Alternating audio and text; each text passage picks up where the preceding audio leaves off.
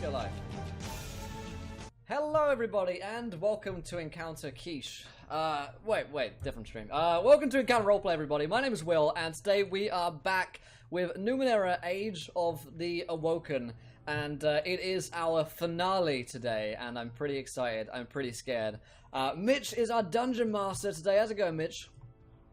It's going well. I am also excited and scared at the same time, but that's kind of always the case when I DM for Encounter Roleplay. That's how I make you feel, isn't it?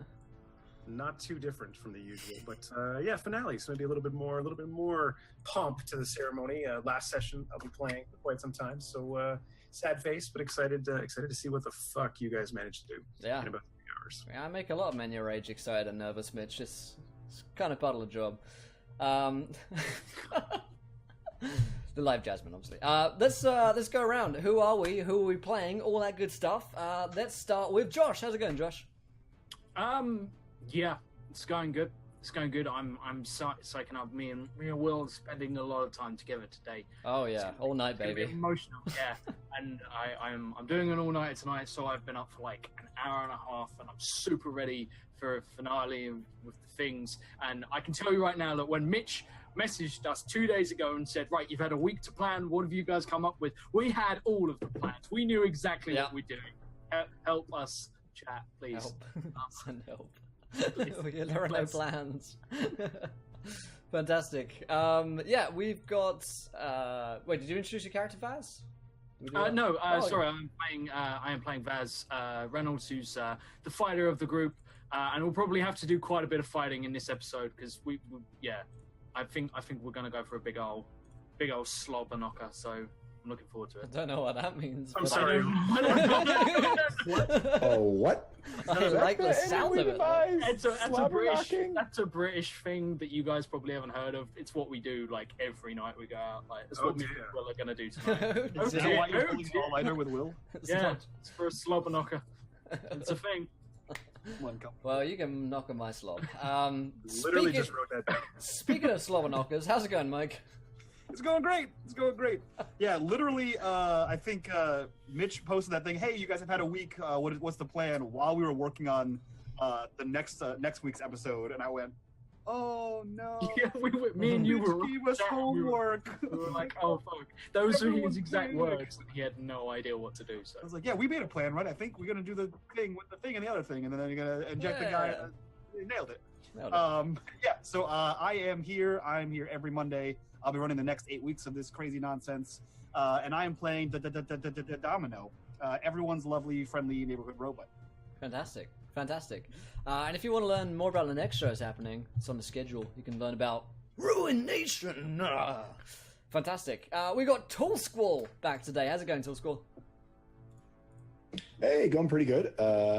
Just getting excited about the wrap-up of this. It has been an incredible journey in the wonderful world of Numenera and agrarian politics. Yep. And so, I am playing Tempest, who is best described as an anthropomorphic displacer beast, who is just trying to navigate this world. There's a picture in the chat. And all of the crazy people that he has fallen into. And I think in the last half of the campaign, just decided he was going to fix all the things that our party broke along the way. Yeah. So that's kind of his mission now. It's just to try to fix, just all that stuff. And so there you have it. Nice. Fantastic. We got Trainsy back today. How's it going, Trainsy? It's going really well. I'm ready for the diddling that's about to ensue. Time, space, trans-dimensional diddling. and hopefully, some light flying. Dibbling on the slobber knockers, yeah. Yeah. But I'm playing Ada. She is a one-eyed, one-horned, flying purple people eater. The only part that's true is that she's kind of purple. Aside from that, she is a human being that has AI intelligence that has captured her mind and is motivating her and forcing her into decisions that are based on survival and for what her demented chip believes as the quote-unquote greater good. So mostly calculations of what percentage of people will be a casualty and how likely she is going to be alive after the result. So we'll see if Avery, her more human counterpart, comes out, or if Ada will kind of remain. Yeah, I'm excited. As for myself, I am playing Jan Ehrlich, who was the former leader of our revolution, and now the leader of a new revolution about love, man. Yeah, Jan has had a wife in the past who has died not once, but twice now. Thanks, future time-space travel me. Jan is driven, he's doomed. He thinks that he is some part of the key to solving this problem. His death might have something to do with it. And he is trying to stop a crazy bloody revolution from ensuing and everyone dying, and try and have some form of peace now, I think, because I think he's kind of done with war, man. You know, he's tired. Yeah, Jan Lennon, that's what they call me. But yeah, that's Jan. He's a fighter, not a lover, because his wife died twice. He's not a lover anymore. It's okay. He's not salty about it. He's not salty about it. It's crazy. I didn't love her anyway. It's not why I made this character. Shut up. So, Midge, do you want to do a bit of a recap about some rural agrarian politics for us? I absolutely do, and then we'll let you some plugs before diving in. So, Numenera, for those who aren't familiar, is a fantasy sci-fi mashup. All you need to know is crazy, cool fantasy, rural agrarian politics mixed in with wacky and wild sci-fi tech, devices, monstrosities, and strangeness, capital W, weird, all over the place. As far as this campaign, big picture recap for this entire double whammy season, the sort of double-decker, twice-the-length season. The party started and led this mutant revolution within the last safe kingdom of the world as things were getting cataclysmic outside.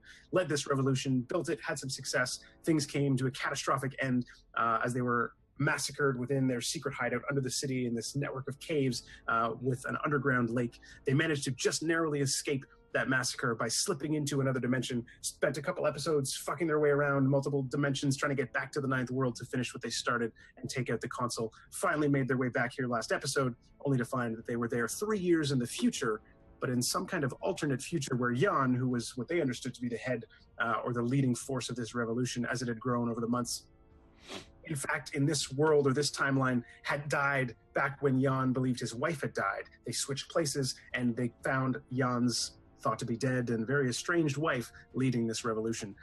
So the army was right at the gates. The siege is about to happen. They've got 2 days until the army sacks the city of Seda, removing the consul and his loyals once and for all. And Party/Domino decided to kill the general, Jan's wife, and then Jan made a risky but ultimately successful, inspiring speech to the troops around him, sort of buttressed by the presence of these well-known heroes, these mutants, these leaders of the original revolution. So they are now following in support of whatever decision the party chooses to make. And I believe, I'm going to run through what I think the Coles notes of this plan were, just to make sure we're all on the same page. Plan was to sneak into the city, get to the underground lake within the catacombs to purge Remy, this boy who is potentially a world-ending bomb as he's slipping in and out of dimensional consciousness. Save Remy somehow at this lake underground that Tempest knows the secret to. And then from there, sneak/fight your way up to the consul himself in the palace and stab him with Vaz's WMD, his massive nuclear explosive weapon, so that they can end this big fight before it even starts. Is that a fair summary of at least the aspirational plan? Yeah, that's the plan. Sure. It won't survive, 10 minutes, but yeah, I think that's the idea. All right, so we'll give us some hooks and plugs, and we'll see what the fuck happens. Yep, you guys know, follows, tweets, subscribes, donations, all that good stuff. Make some shit happen. This is the finale. I'm so worried. Let's just dive straight into it, man. Let's just do it. Cool. All right, so if the plan is to sneak into the city without the army, rather than sort of assault the city full front, you've got 2 days, I'll say. So we'll get a bit of a timer going here. You've got 2 days until the city knows is supposed to be sort of 11th hour when they're supposed to be attacking Seda proper. You do know as a party that everyone who's currently within the city of Seda is loyal to the consul. They've been making allowances, the Revolutionary Army that's sort of surrounding the walls, they've been making allowances to allow deserters and exiles to pass through the gates, those who aren't interested in being part of this final fight. There's some whispers or rumors about potential spies or double agents slipping out, but of course that's always the case in some kind of a siege situation like this. So the basic assumption is that everybody inside of Seda is fair game, at least as far as their allegiance to the consul who supposedly started this whole mess. So as a party, you're choosing to try and sneak into the city. You've got a couple different routes that you could take. You know of some tunnels that are off of the rivers. Seda, of course, sits at the intersection of 3 rivers. So you could try and make your way through the water, through the rushes, into some of the sewer grates, into the sewer system, which would give you the closest or quickest access to the underground lake once you're in. You could also try getting into the gates. Anything else you might like, weak points in the walls. You do know the city fairly well. So I think what we want to do for this is the encounter roleplay travel mechanic. So we'll start with that. So, wow, Will, that is a whopper of a donation. All right, cool. Keep it secret. Keep it safe. Keep it secret. Keep it safe. All right, so we're going to start with the encounter roleplay travel mechanic. The first destination is the underground lake, the site of the massacre. The city is well guarded, well fortified. You've got multiple different ways to get in, so I'm not going to trouble too much about fighting your way through 1,000 soldiers to actually get into the city. But give me one obstacle per PC and how your party member would help the party as a whole get over that obstacle. So we'll start with whoever's ready first. You're sneaking into the city in some way, making use of various tunnels and secret entrances, gaps in the walls, that sort of thing. Try to make your way to the invisible lake. I mean, I can go. I got a thought. So the consul's not stupid, so he's placed a couple guards outside of the entrance to the sewers along the river. Tempest finds us out by doing some nighttime scouting with Gora from high up in the air. And when it comes time for us to sneak in, basically, while we are sort of hiding in the bushes, have Gora come down and do her normal thing of basically grab one by the beak, the other by the front claws, and take them up really high and drop them in order to either basically give us distraction while we sneak in through grates, or just kill the guards flat outright, so that we're able to at least get into the sewers. Cool. Uber by Gora. Yeah, exactly. All right, so Gora is going to create some type of a distraction to at least give safe passage up to the grate itself. We'll say that now the party is like at the grates. They're sealed off, they're closed. There's no sort of like, you got to physically somehow get through what is not a gated sort of sewage drain, but just a series of sort of metal pipes. Anyone else in the party? Travel mechanic, let's do it. Yeah, I think since Domino kind of knows the layout of the land, he will be navigating through and sort of showing everyone like the most stealthy way to get through the sewers, because he knows that not everyone is quiet, especially Goro and Tempest, despite the fact that he can't see Tempest. So he'll be leading the party. He'll be taking the front. Cool. All right. Just quick question, Tempest. Is Gora going to come with into the sewers after the distraction, or you want to? Yeah, no, I think with as tight of quarters as it is in there. In fact, actually, I will instruct her, and if you need me to do like an animal handling, because I know that she's still a beast, is that just in case, keep her eyes on the rooftop of the palace. For if some reason we can't get back to the sewers, we can go to the roof and try to escape, make our escape from the rooftop if necessary. Cool. Good to know. All right, so Domino's going to navigate once we're in the sewers. Jan, Vaz, and or Ada, is there someone who wants to help, like actually get into the sewers physically through these grates, find some kind of obstacle there? Go ahead, Vaz. Yeah, no, I'm more than happy because I'm good at literally destroying shit. It's something I have training in, is just breaking shit essentially. So the breaking shit skill. Yeah, exactly. It's like lockpick, but you break more things. Exactly. So, so far as like getting us in, I would suggest like, are we trying to stealth this the whole way down through the sewers, or is speed the key? I mean, we are on a clock. I want to say that, as well as might go into my one, but I want to have a dealing with, like, I want to say we have a contact, like a defector, who has, like, an entrance to a sewer that we're going towards. So maybe we're going stealthy but quick, to try and not, like, sell them out, I suppose, by making too much noise. My point is, do I bend the bars and take time to do it quieter, or do I just literally rip the fucking things out of the wall every step of the way? Because that will get us a lot quicker there, but it could draw attention. Yeah, let's go with slow coach. Cool. Okay. In which case, as like I get there, to each one, I'm going to heat up my blade and just start to basically melt the metal bars, 2 of them, and sort of like pull them free. And then, like, create spaces that we can slot through single file. So I guess like a strength check to try and tear my, like, basically melt metal with this thing. Yeah, I mean, you know that your like mechanical expertise and your use of your sort of like battery pack, power pack was for the purpose of things like welding and mechanical construction. So I'll allow that, like, there's no rule required, but yeah, that sort of key distinction of choosing to do this quietly means it's going to take a little bit longer. That's cool. Okay. I've got a clock here that I will, notify you of through like narrative things that are happening around you, but you guys do know that you're on a timer here. Okay.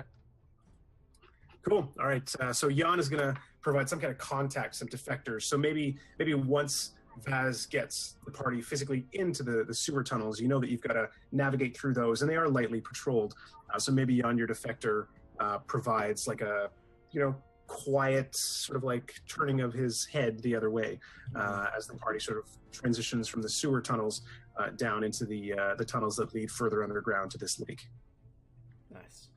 And last but not least, Ada. And Ada, you can like populate your like obstacle anywhere within that timeline. It doesn't have to be like after having reached the gates or whatever. Your call. I don't think it's going to be so much of an obstacle as much as like, I think I'll be pilfering or trying to gather resources from the corpses of the people that have been. What was the torture technique that Jan taught? Blood eagling. Yeah, blood eagling. Like, I'll be gathering the like materials, weapons, maps, any information I can get. Just kind of like. As we go along, on the way to the sewer through, I imagine that there's a lot in terms of, it's been a giant battle, right? And there are a lot of corpses to. Yeah, and we'll say one of the main roads out of Seda that's being used by the defectors. Those who are allowed to pass, who don't want to take part in this battle, who want to sort of absolve or relinquish their allegiance. Just to make the point really clear, like the army set up a ton of those blood eagling posts, just so that anyone like knows like the cost of being a double agent. And while most of these bodies have been like picked clean of any intel by the army itself, the revolutionaries, you do manage to find, I'll say, like a personal like diary or like logbook that's got a bunch of letters and envelopes sort of stuffed together. And in one of these letters, I'll say, and you can grab. I know you tend to not run out of spears because you're good about grabbing them, but also you can grab like any like basic weaponry accoutrement you might like. So let's say like for the rest of the session, if you're like, oh, like a dagger would be handy here, okay, I happen to have grabbed a dagger too. So you can have sort of odds and sods as far as basic weapons. But one of these letters also of one of these defectors who's been blood eagled on a cross outside the gates. One of these letters was received from a family member somewhere else in the kingdom, sort of imploring that this soldier, leave and abandon this consul's cause. The consul's losing reputation, broader in the kingdom. He's starting to be seen as something of a fanatic, and so you get a bit of a vibe that like people inside the city are also sort of sensing that. So the allegiance of those inside the city itself may actually be somewhat suspect. So you may have the capacity to bribe or blackmail anyone inside the city who's sort of on their own. Of course, if they're surrounded by other of their troops, they're going to stand to their cause. But I guess it's the assumption that everyone in the city is super loyal. Now is not necessarily the case. They're just sort of stuck and didn't have a way out, which might complicate the mass murder that might ensue. but probably not for Ada. It's mass justice. Sounds good. Mass justice. Wow. Mike for dictator. Cool. All right, so we've got the party for the most part into these tunnels. So we start on this road, Ada sort of quick pilfering, grabbing whatever she can, learning a little bit more about the state of morale inside the city. Then the party makes their way around with Domino's help, navigating sort of left and right various holes and copses of trees and things to keep out of sight from those posted on the wall. Makes their way to the sewers where Vaz stealthily burns through and melts enough of the bars in the grates to allow the party into the drains, where Jan sort of pays off a contact that he kept in the city that he planted to actually quickly dodge whatever patrols are in the sewers themselves and get into these lower tunnels that led to their secret hideout. So as a party, as you come down into the central chamber that held the invisible lake, which I guess we can go back to quick, we've still got here in the Roll20. Oh yeah. So as you make your way back into the invisible lake, sorry, not the invisible lake, the underground lake. The invisible lake was season 1. For those interested. I was. You make your way, And not the sad lake either.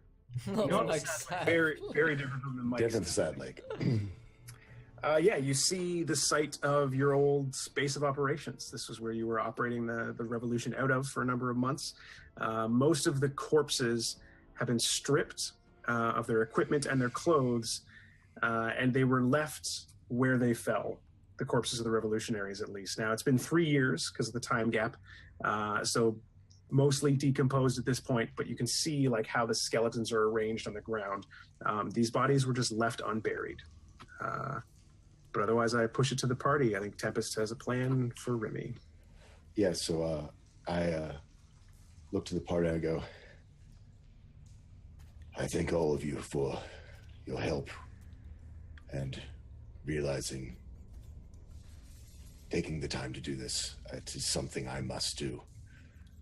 And I look to Remy and I go, I need you to be brave, but we are going to take care of this together. What do you mean? He has something inside of him. I'm going to remove it. But it has to be done here in this lake, this dormant portal, because of its extra dimensional properties. I looked at Domino. Oh, what does this entail? Domino looks to, well, I guess to Jan because he can't see anyone else, and he looks to you and says, "I have no idea what Tempest is referring to." It is the knowledge that I sought in the library. It has given me the way.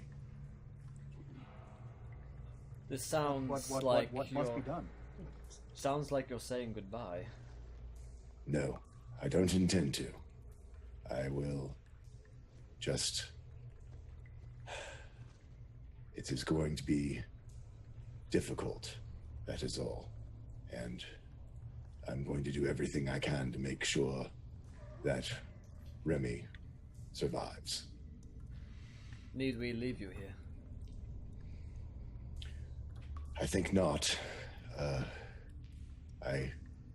I hope to join you. In fact, I plan on it, of us taking care of this consul and freeing the city. I want there to be freedom for the people like Remy. He's hopefully the first of many that we will save. So with that,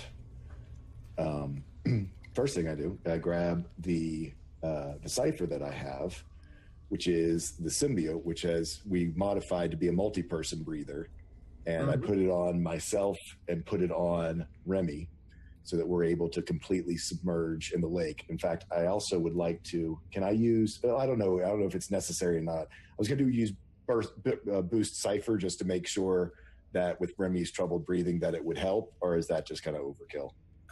Your call. Yeah, it's worth the risk. Just a reminder for folks: this cipher is like biological in nature. So yeah, it's like a biological symbiote. Weird kind of squid thing with these tentacles because down your throat. He's had trouble breathing, and so in case it needs to almost act as a resuscitation device, I'm going to go ahead and use my 2 intellect points. My edge helps with that, so it's only 1, right? Yep. So I'm going to use that to go ahead and boost that cipher to make it activate as 2 levels higher than it normally was. Cool. Sounds good. And then I'm going to look at Remy. How is he doing? I mean, he's still conscious. Again, you've noticed that he's declined progressively ever since you left the sort of mana realm of unformed energy, and so he's got his cough sort of in full. He was doing a lot to stifle the cough as you guys were sneaking through the sewers. So now that he can, he's sort of trying to get it out of his system. So bad hacking cough, and you can see he's got a bit of a chill even before he's in the water. Okay. I need you to be as strong as possible. And with that, I would like to spend an XP.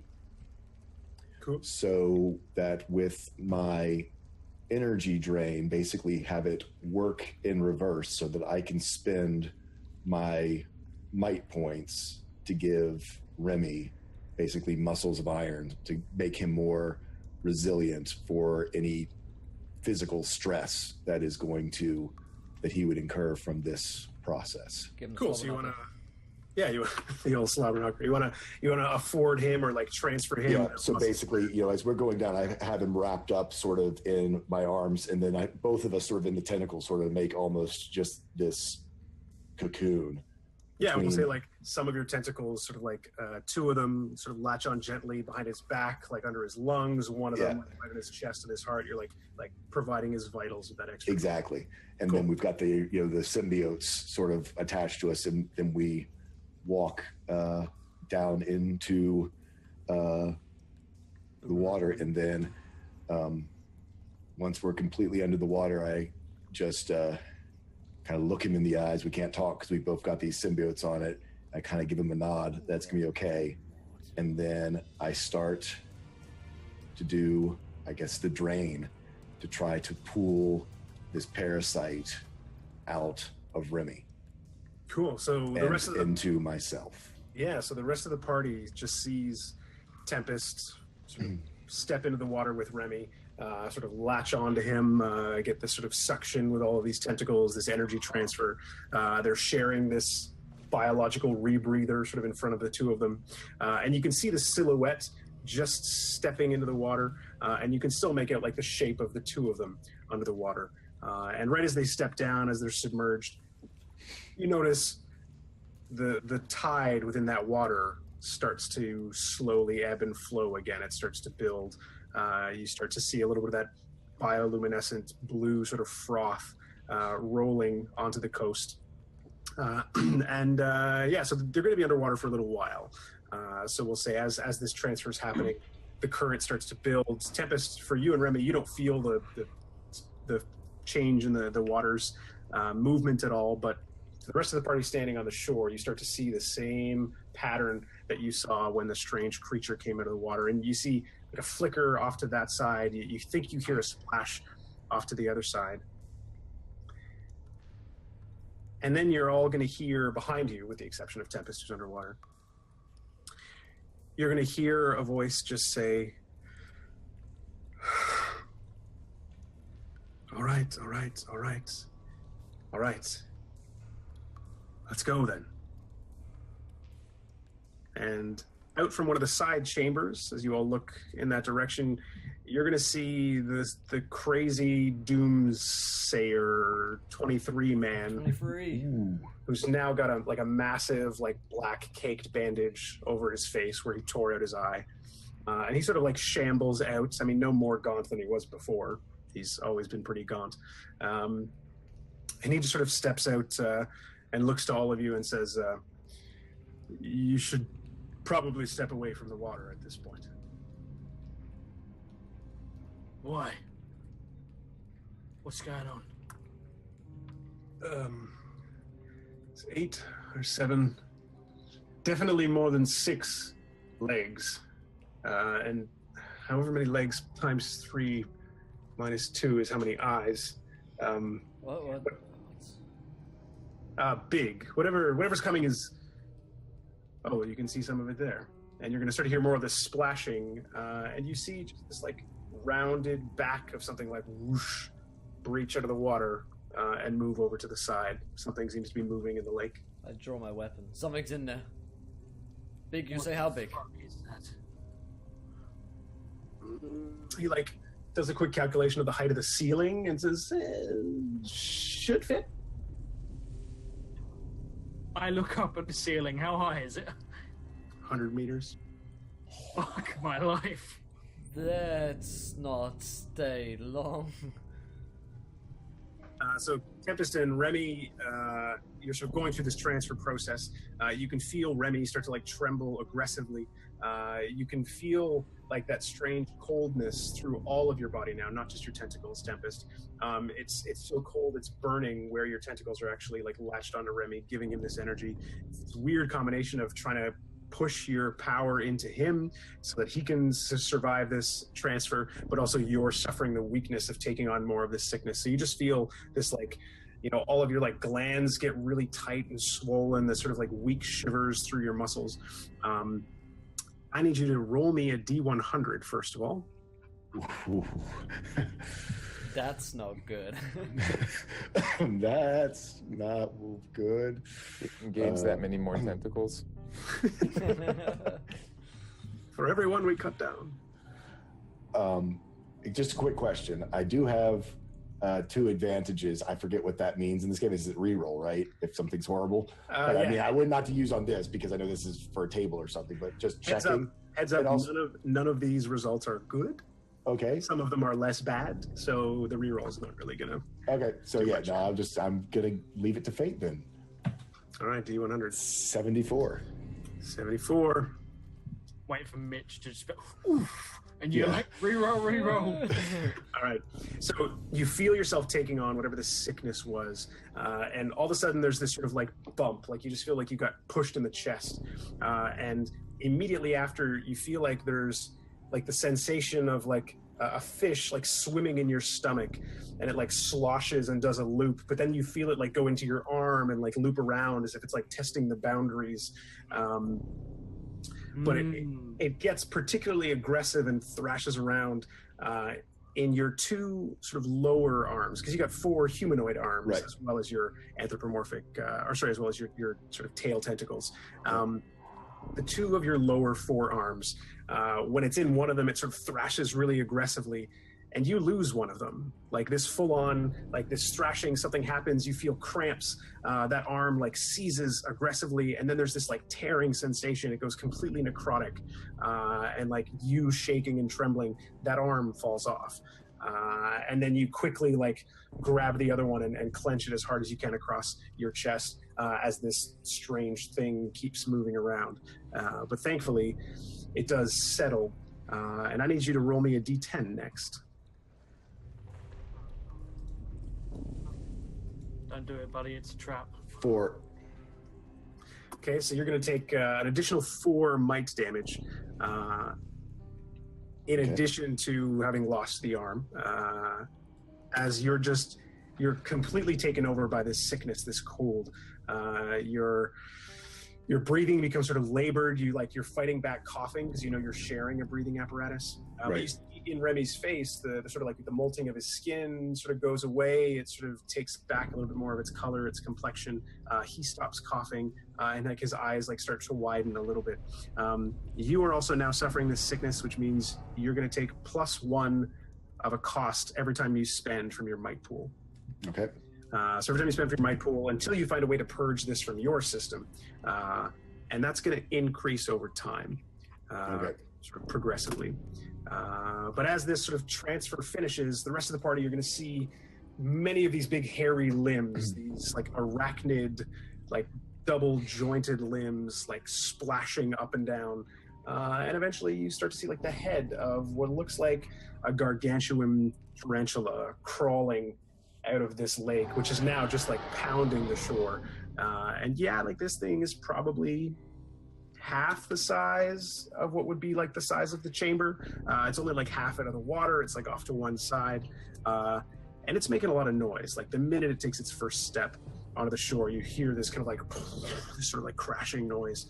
And you hear this grotesque like clicking as its forceps try and like shake off the water. And it just starts looking around in a panic. And Sumik, your crazy soothsayer, is going to say, now is when we go, now is when we go, now, big time, big Let's time. go, run! Just quick question, because I claim that it's the same thing. So basically, it's the equivalent of me losing one edge in might, right? Exactly, yeah. Perfect. So Tempest and Remy are still underwater, do not hear this. The rest of the party, you're all just told now is the time to leave. You still see where they are in the water, but the water is aggressive. What do you do? Jan is going. Yeah. We got a job to do, boys, and we're not going to do it here. Tempest is a big boy, and Remy's, well, he's a weapon of mass destruction. So, yeah, Jan nopes the fuck out. Let's go! And full on kind of like sergeant mode, just throws people, let's go! And he's going to start running. All right, everyone else? Big old nopes? Yeah, all the Thanks, notes. Rebel. Yeah. Dono just handed Jan his revolution, so he's not gonna let it fuck up now. So he's following. Cool. All right. So the party like takes off, and you've got Sumik-san with you. He keeps running with you, and as you just make your way out of this central chamber, you're going to hear this blasting behind you as this giant trans-dimensional arachnid seems to be able to blast energy beams with its eyes, and it just like tears a scar across the side of the chamber, causing like the whole room to start to shake, Not good. rubble to start to fall. It's natural. This probably would be heard everywhere in the city. Just heads up as you're leaving this chamber. Tempest, you also hear that noise as you're underwater. Am I able to see anything? I mean, I know we're like down the deepest section. I mean, it's between me and where were the entrances were, I assume? Sort of. I mean, all you can see from this low in the water, and now the transfer is done, you can start to swim towards the shore again. All you see are what you're pretty sure weren't there before, which are like massive tree trunks. There's 3 or 4 of them like in the water. But like beyond that, you don't see much because the water is moving like crazy. The current is sort of thrashing right now. Did I see the I-beams go or anything, or is it too dark? You saw a flash of light coming from above the surface of the water. It is a very dark chamber, no natural source of light in here. And then you hear all the crashing and the rubble from the destruction. I think, so I've still got Remy kind of wrapped up. I'm going to, instead of like going out on the beach normal, I'm going to go over to sort of like the side, maybe where our old cavern was, where we were storing all of our old stuff, and kind of dock up, the outside of the cavern to sort of get an idea of what's going on. In my head, Tempest is thinking we must have gotten found out. Soldiers are probably coming in through the entrance. He's trying to get sort of tactical position, both to get Remy out of danger, but then also potentially to do his sort of normal surprise attack from the ceiling. Assume in his mind it's soldiers. So your tactical eye, within seconds, notices the 70-foot transdimensional arachnid shooting laser beams out of its eyes. That is crawling out of the lake. It doesn't seem to notice you immediately. It was firing towards the tunnel you came in. You can only assume after a quick glance, not seeing your party members, that's where they took off to. But you do see that this creature is now like realizing it's in a cage, and it is like thrashing and like blasting around to try and carve its way out of this chamber. Are there are multiple exits? Because I mean, I think if I remember before, because like Bolvari went one way and other people, I mean, from back in the thing. So is there still like not the way we came in, but one of the things that goes deeper still available? Plenty of exits. I'll say you can try and make your way towards the exit that you're pretty sure the party went into, in the hopes of catching up with them. Or you could take a more easily accessible and safer exit, but you'll have to try and find the party from there, because you'll be split and you'll be within these labyrinthine tunnels. So take a risk to get back with the party or get out of there as quick as you can. I mean, having spent all this time to finally get Remy safe, if it's the safer way to go out that way. I mean, we lived in these tunnels for 3 or 4 months while he's not as good at them at as like Domino is, I'm gonna hope that, knowing what our destination is, which is the palace, that I'm gonna be able to find my way, if not in the tunnels, at least that direction. Cool. So I'm gonna go safe and try to stay stealthy and stay out of his attention. Keeping up, with my gray cloak and black tentacles and everything else. Basically be the spider on the wall to this. Hopefully, this big spider doesn't see me. Cool. Yeah, I'll say you've got an exit from this chamber, very close by, which allows you to slip out. But give me a navigation check to try and maneuver these tunnels. Quick assess where the fuck am I? Which tunnel is this? Which ones do it connect to? I haven't been here in months. To try and find your way back to the party before they end up at the surface, so that you don't have to make your way to the palace all in. And that's intellect, I assume. Intellect base, yeah, and the DC is going to be a 4. I will spend to bring it down to. I need to get back with him, so I'm going to do the double spend, cool. And to bring it down to a 2. And just don't roll like Mike. Well, and like this is when those inspirations might come in. So let's see, 15. Cool. All right, so the rest of the party, as you run out into the central chamber to try and make your way back into the sewers and ultimately navigate to beneath the palace to work your way up into the palace, you hear immediately from above, like alarm bells and sirens, and the city has been alerted. They might presume that this is some sort of early attack from the revolution itself, not knowing really what's down here. So you come out, and we'll say Jan, your contact runs by and says everybody's coming down, they're getting ready to attack the sewers. You can't come this way. You've got to find another way around. Okay. You won't be able to get direct to the palace. Yeah, I'm gonna grab him, put a gun to his. Gonna grab him, put a gun to his head. Where is the other way? This. I can tell. We'll have to. You'll have to pop up elsewhere and move through the streets. You won't be able to get under the palace. Oh, I almost went to Old Jan and shot him, but I let him go. Yeah, I throw him away. Old days. Yeah, I was gonna kill you, man. Yeah, I kind of throw him away and head the direction he's shouted at me. Cool. So you can choose to pop up in any number of locations in the city as a party. You can choose to pop up at the old location of Bulvery's, the old Grub Street mission, and then you'll have to work your way to the palace from there. You can pop up from the execution site where there's still all these sort of signs and warnings because there's this explosion where the ground caved in at the original execution site that you guys squashed with the first bomb. Or you can pop up closer to the gates. Your call. We're looking for the center of town, so the closer the consul's place, the better, I think. So I guess the execution ground was fairly central, I seem to remember. Yep. Yeah, I'd say the execution grounds. What could go wrong over at the execution grounds, guys? Flaying. Lots of flaying. We said wrong, not what could go right. So as you're running through the tunnels, making your way to what is another surface entrance that won't be as well guarded, given that it's not a proper ladder or sort of legitimate entrance. There's a couple times where as a party you all pull back and stop, hide in a shadow, as more soldiers start pouring down into the sewers to meet whatever they think is an explosion, opening up a hole in the city for the Revolutionary Army. Right as you're getting to the execution grounds, right as you're getting to the surface access, you start to hear some screaming from way off in the tunnels saying turn back, no, it's not them. So there's this slight realization happening, but thousands of the soldiers initially poured underground to try and deal with this. And you still hear the rumbling, the shaking every once in a while. The walls around you will vibrate as this arachnid is trying to carve and claw its way to the surface itself, and now dealing with this army attacking it. And we'll say you meet with Tempest right at the sort of site of the execution grounds as you pop up.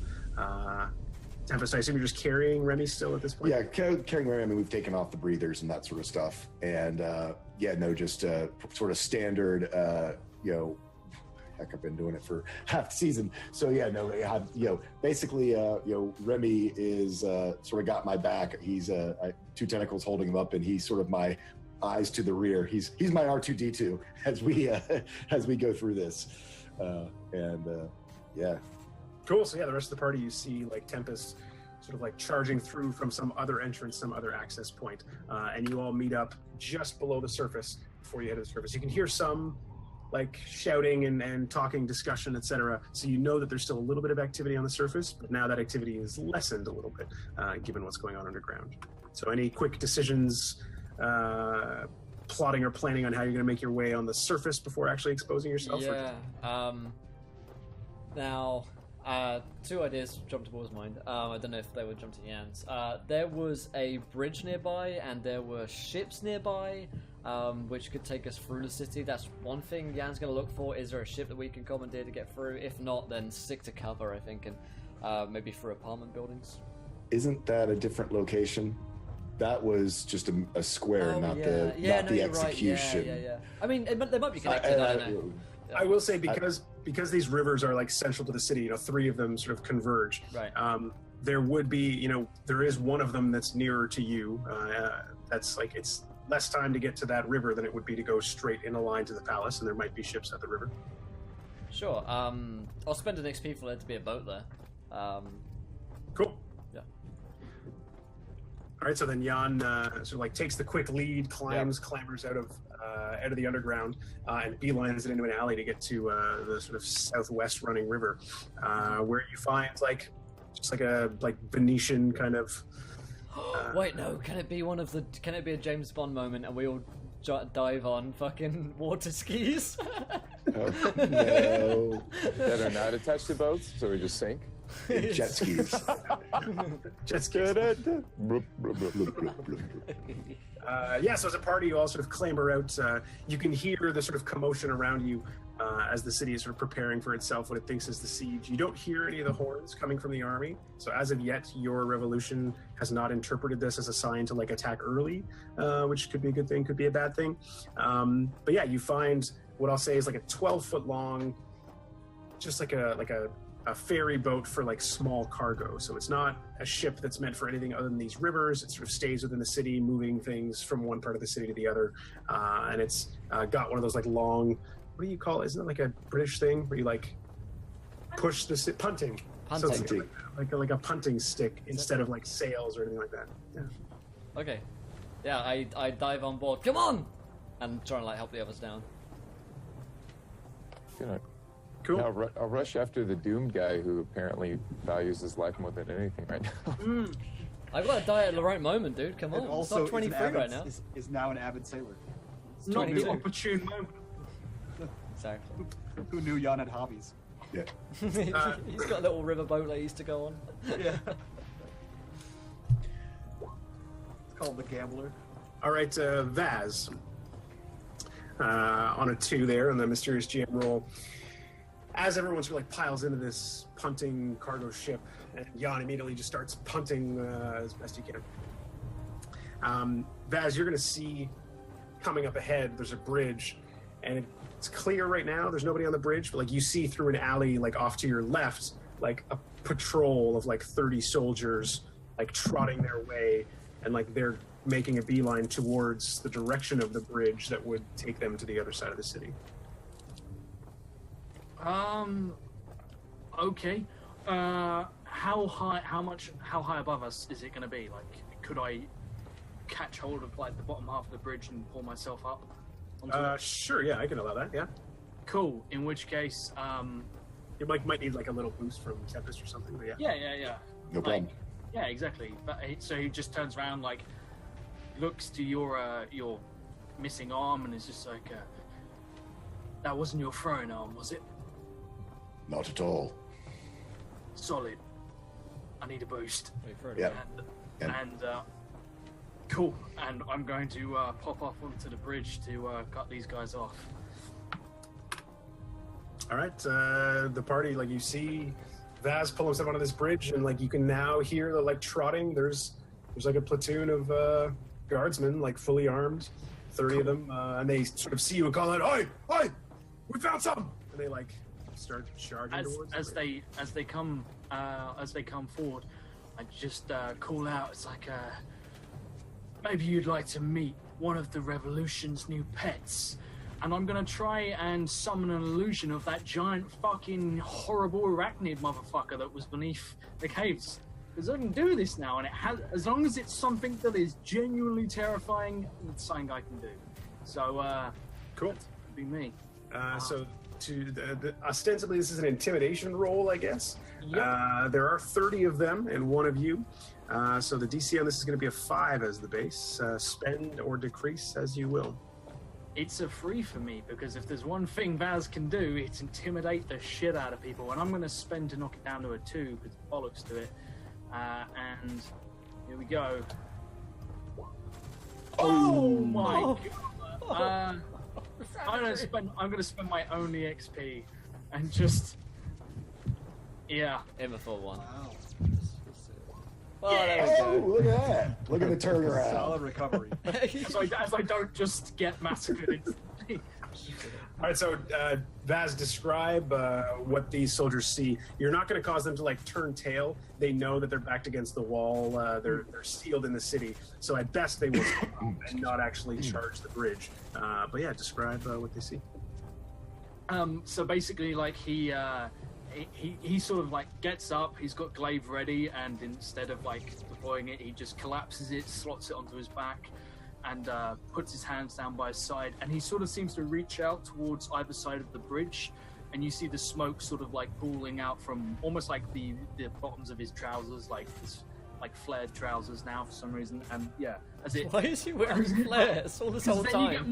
you get more smoke out. Okay, it's key. He's so less. Let- I haven't been imagining Vaz this really cool badass, but all this time he's wearing fucking flares. flares. Just totally takes it away. He's just like a 70s biker. You're just like, wait a minute. Absolutely. No, smoke starts seeping from him and like pouring out across the ground, and he reaches out towards either side of the bridge, and as he does, you see these horrible giant legs just come up on either side of the bridge, and you see like 3 huge legs curl over one side and hear this guttural screeching sound, and he just starts chuckling to himself, laughing as he sort of stands there and basically goes, "Come and have a go if you think you're hard enough." Cool. So they all immediately like entrench themselves and start making like battle orders to one another. Like set up 2 of them there, and they get out pikes, and like they seem fairly competent. Any of the soldiers left at this point 3 years in, they've got a bit more experience. So they like set up positions to try and fight this thing, which is better than them just charging the bridge and cutting you to pieces. Cool. I would then like to jump back on my boat, please. I'm literally just like, ha ha! We've sailed off. Yeah. See ya. Fuck you guys. Totally. All right, so you're back on this boat, sort of punting away, and Domino, the Sumix Seedsayer guy, the Doomsayer, he's going to be like looking at you a lot and like looking at your eyes specifically, and your left eye even more specifically. Oh god. Yeah, like the cameras in his eyes whir, and like as he like processes this guy looking at him. What eye is he missing? His left eye. Domino looks down to him and he says, "Hey, excuse me, is there anything I can do for you?"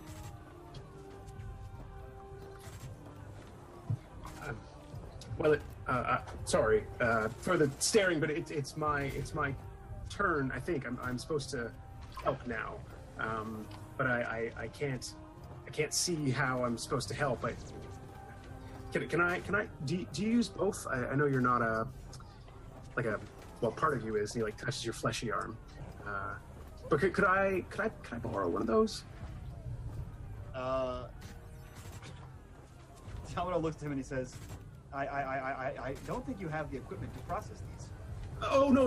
I'm plenty equipped. I need it out. Yeah, fuck it, why not, Mitch? And he like, and his like face like clockworks open, the glass shielding, and he like unscrews one of the cameras like a light bulb and like pulls it out, and then the other 2 just whir and buzz. Is it like one of the push and twists, or is it full on like? Is Oh no, it's a full rotation. Yeah, Okay. it's for security. Yeah. Yeah. You don't want it to fall out when you're in war. Yeah, exactly. Like a giant war droid. Yeah, you don't want like a half turn. Cool. Yeah, and he hands him one of the largest of the cameras. Cool. So he like grabs this camera, like looks at it with his good eye, sort of like shakes it out, listens to it, like does a lick of the bottom of it to like test something, and then he's gonna like, take off of his bandage. You're gonna see like the nasty, horrific, like missing most of the eyelid because he carved out, his eye with a knife really quickly, and he is just gonna jam this fucking thing in as hard as he can. Whoa! Who's this guy? Yeah. It doesn't turn on in any intelligible way. You guys don't know if robots can get grossed out, but Domino goes, oh no. What the? Oh! And then he just sort of like,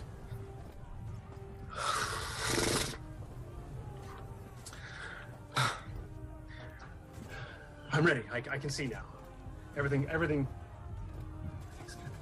Was that good for you too? I walk over to him, I put a hand over his human eye, and I hold up fingers, and I just say, how many fingers am I holding up? Easy, 23. All right, we need to get. I like what you're saying. As you start punting further, Vaz, you just do like a quick shoulder check, just to like see the status of this shadow illusion you've created. But unfortunately, ever since you were in the shadow plane, your control of your shadow powers is not what you thought it was. Oh. Yay! Your illusion has become real. You thought you were making a fake replica of the spider creature. So take an XP right after that. This is from Thank you for the generosity. This creature, shadow creature, the same replica of this spider, the 60 to 70 foot high arachnid with the laser eyes, it's now real. Like, you do a quick check to be like, oh yeah, like you hear the soldiers screaming, you're like, man, they're really scared of my fake spider. What the fuck? And then this thing is like manifest itself. It's still got the sort of like this shadowy sort of trails coming off of its limb. It's clearly a creature of the shadow realm, but it's taken on real form, and it turns back, or sort of like rotates on this bridge awkwardly, sort of pitching itself, and it looks to the whole party and just flashes with its eyes. Not a beam, but makes a flash. And I need everybody to make an intelligence saving throw. Intelligence defense. Int defense. DC 4 is the base. I am trained, so that's 3. Yeah. Same. Yeah, me too. I'm good. Nailed it. Let me see. Nope. Welcome. You said 3? Yeah. If you have a thingy in it, it's free, right? So it's DC 4 usually? Oh. Yeah, 4 is the base. So. Yeah. Mitch, we just hit 20 retweets. How do you want to do this? Ooh, yeah, buddy. You know what? I think it's only appropriate. Okay, so 9s are just success. So we'll just quick grab this blast here. So the spider mirage that Vaz created turns real as the sort of shadow spirit that occupies Vaz's body sort of twists and turns the image, making it true. It turns to face the party, flashes with its eyes, causing everyone in the party to sort of like quickly cover their eyes, except for Jan, who just stares at everything. 23! To meet his doom. And so Jan, you are quickly blinded, and you're stunned. So Jan is just like stunned there. As this creature is now like making its way, again, you're along this narrow like inner city river, and this thing is like clacking and crawling across, spanning the two sides of this city along this river. So it's coming towards you in a big way. As this flash stuns your punter. So somebody's gonna have to take over rowing the boat. But as a VD, what we need to come in is Blinded by the light. what is the Revolutionary Army's secret weapon that the party didn't know about? Because it's about to show up and help balance the tables a little bit here. Tempest will start punting. I mean, he'll go and take over from sort of sits. Sit down, Jan. Jan. All I see, I can't see.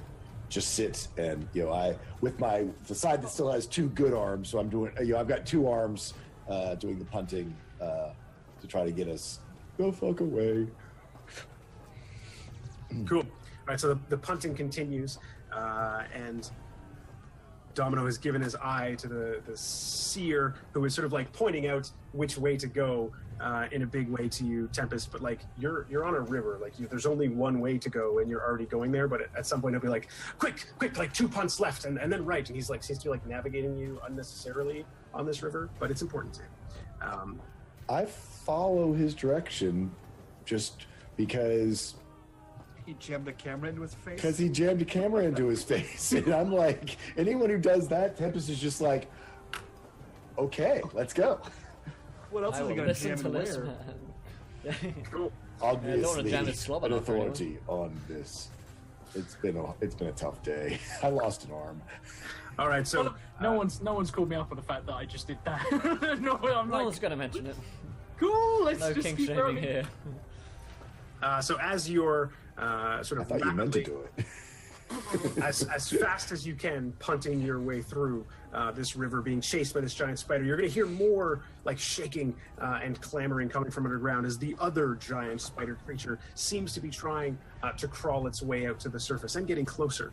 You hear more of the alarms, the sirens, the screaming coming from the soldiers themselves, who are frantically trying to deal with this sort of like Trojan invasion of these spider creatures. They prepared the wall defenses around the perimeter of their city. They knew the army was outside. They didn't expect anything like this coming from underneath. So you're punting away, and you come to the last bridge before the palace. Now, in front of this bridge, you've got a series of gates that can be let down to sort of like stop passage, because once you're through or underneath this bridge, you're sort of within the noble district, the central quarter of the city where the palace is. And you've got 2 soldiers above who are rushing past, and they see this spider coming, and that's obviously the first thing that grabs their attention. But then they look down and see this ship, this cargo ship that's ferrying rapidly with quite an eclectic look. They don't need to recognize you to know that you're not wearing a blue shirt, and the sort of aggregate set of weird fucked up features you all have. Guy's got a camera shoved in his face. One of you is half robot. The other's got tentacles and missing a 4th arm. You have to be revolutionaries as far as he's concerned. So he goes to rush towards the lock mechanism to drop this set of seriously heavy metal gates, these like sort of spiked gates that are going to drop in. I'll let anyone in the party react except for Tempest, who's punting. Damn it! And Jan, who is stunned. Yeah, I know. Either Ada, Domino, or Vaz. Guys, what's happening? What's happening? How far away is this guy? What's your LFIC?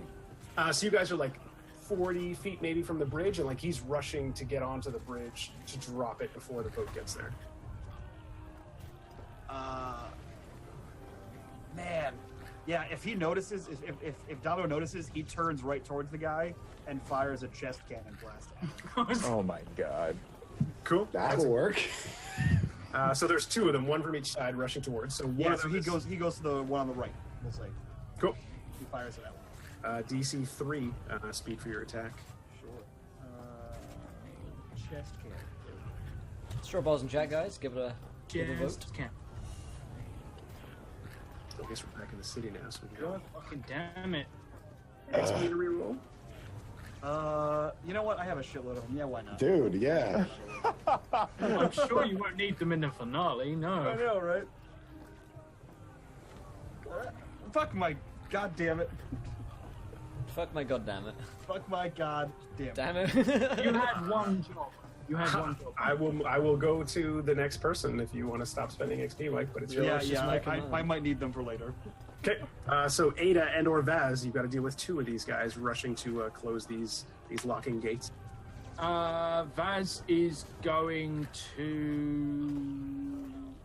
I'm going to throw a knife because my gun is broken to fuck. So I'm going to... Actually, no, you know what? I would like to... No, fuck it, I'll throw a knife. That's way too complicated to react. So yeah, what's the difficulty in these guys? 3. I'll reduce it to a 2, learning from Mike. And 9. Wait, you learned something from Mike? Wow. Yeah, To be from better. his failures.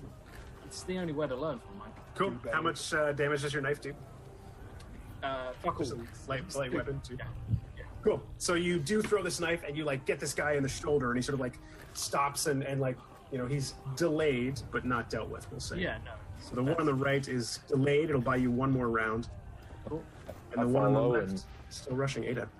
Yeah, I'll like kind Slow of him down. look over at him and smile as I pull out 2 javelins to just kind of throw Huck over his shoulder at the. This is what I've been doing for 6 months.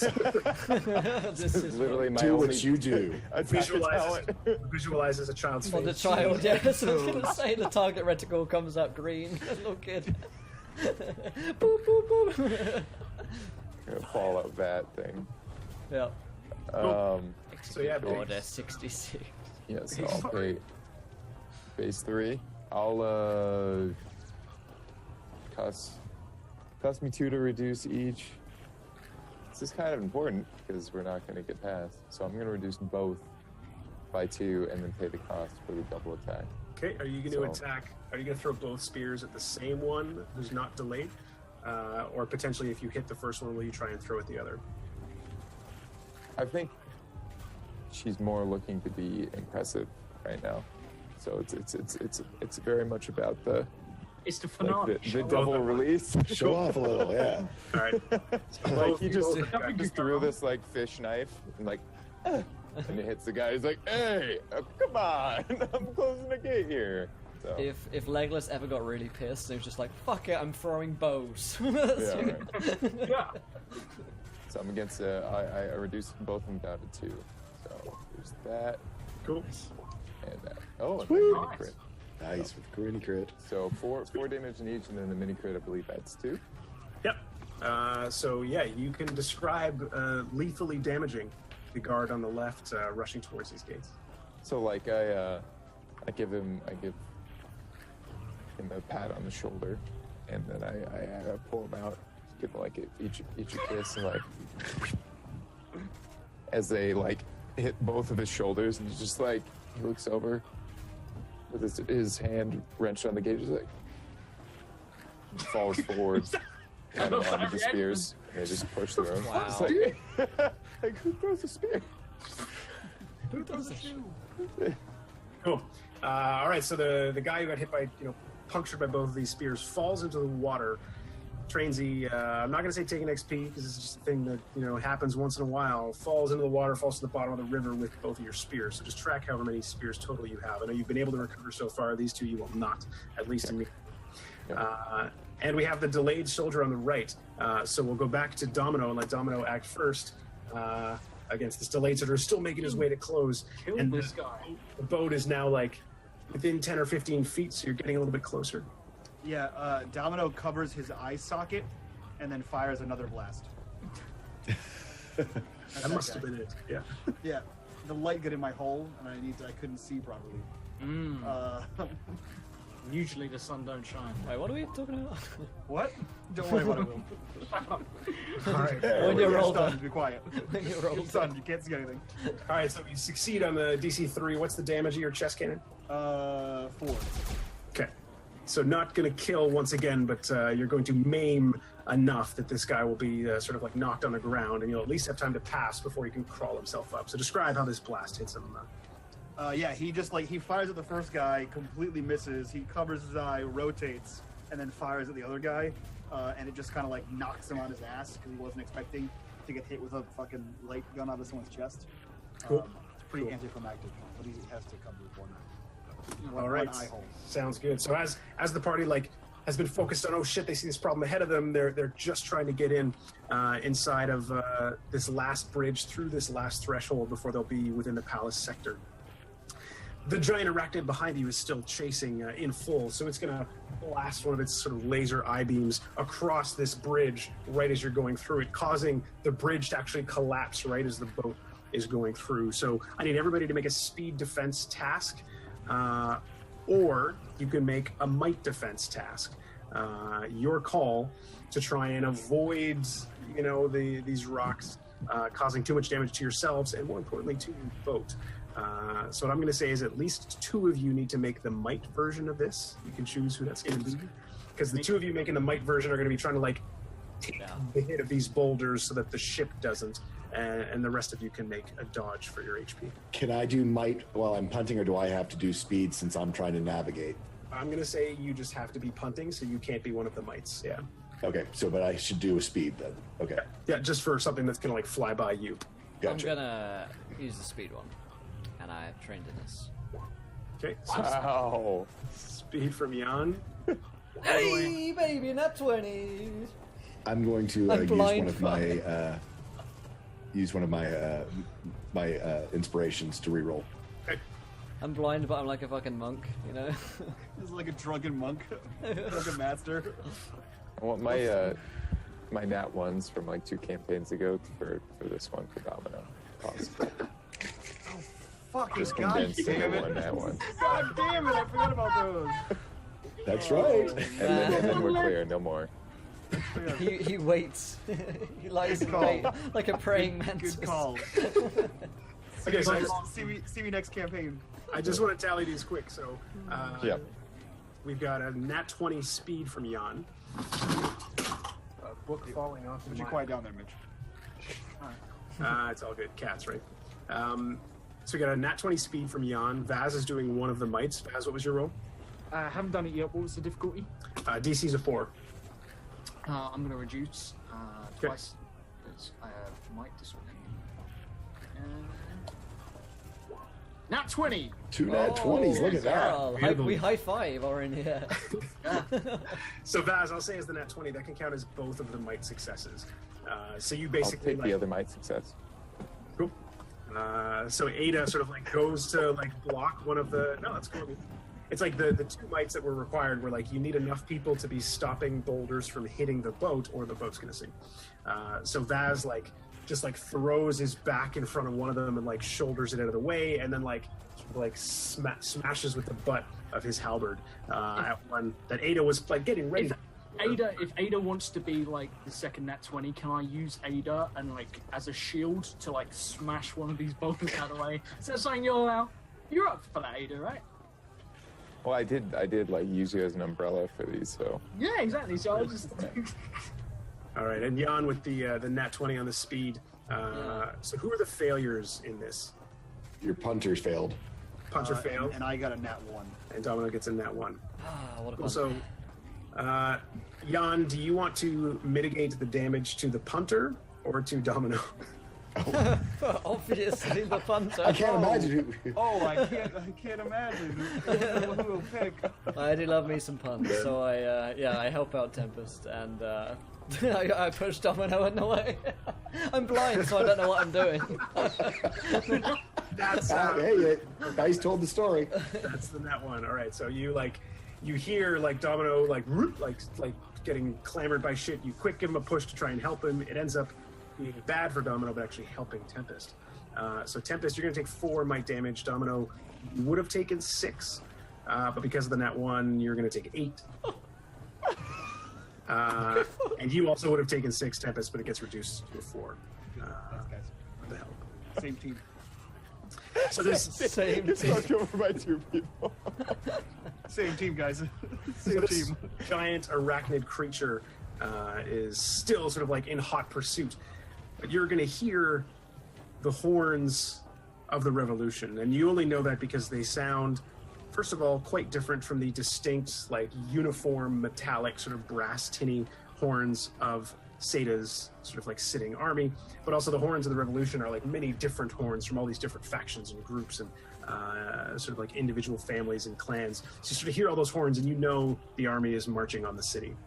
So that hope to potentially avoid an army-on-army conflict, you're really running out of time. And I'm going to say of that 2-day clock, the clock is just done. Like the march is happening. You're now within the space of hours that you have to potentially deal with the army in Seta, deal with the consul, find a way to resolve this, because I know part of the goal was to not have the armies just like massacre each other for the sake of both sides. So you're down to like hours at this point, which is not good.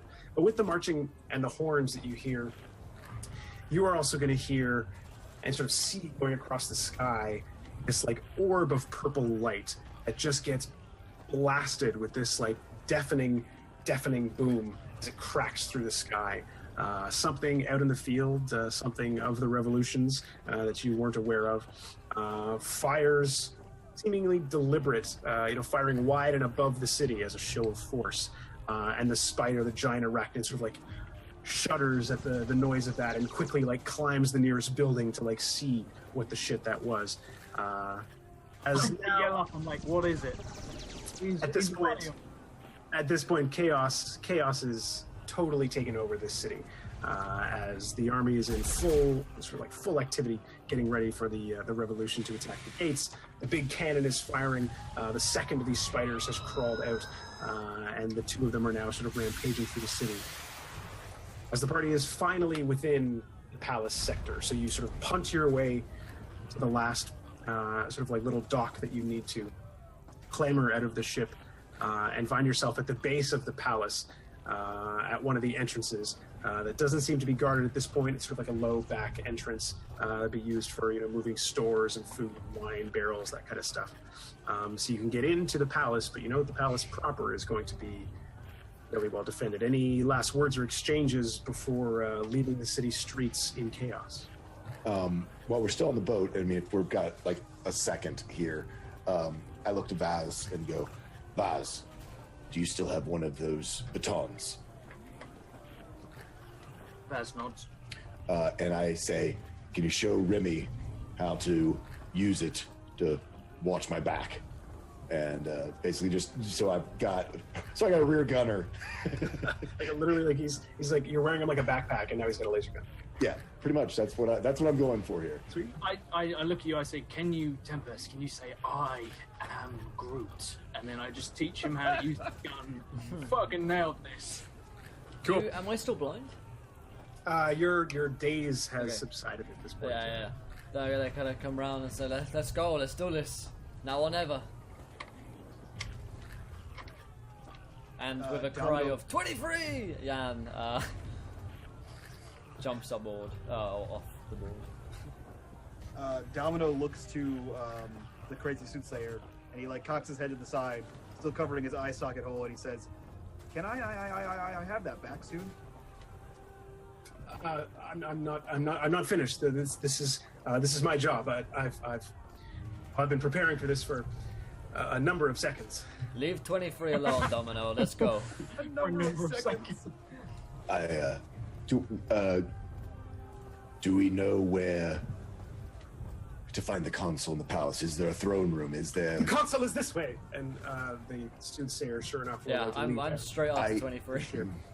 So I just grab him for a second and go, potentially we could go from... Is there a pathway up the side, from the outside, to get us to a high balcony, some way to enter? Is he up high or down low?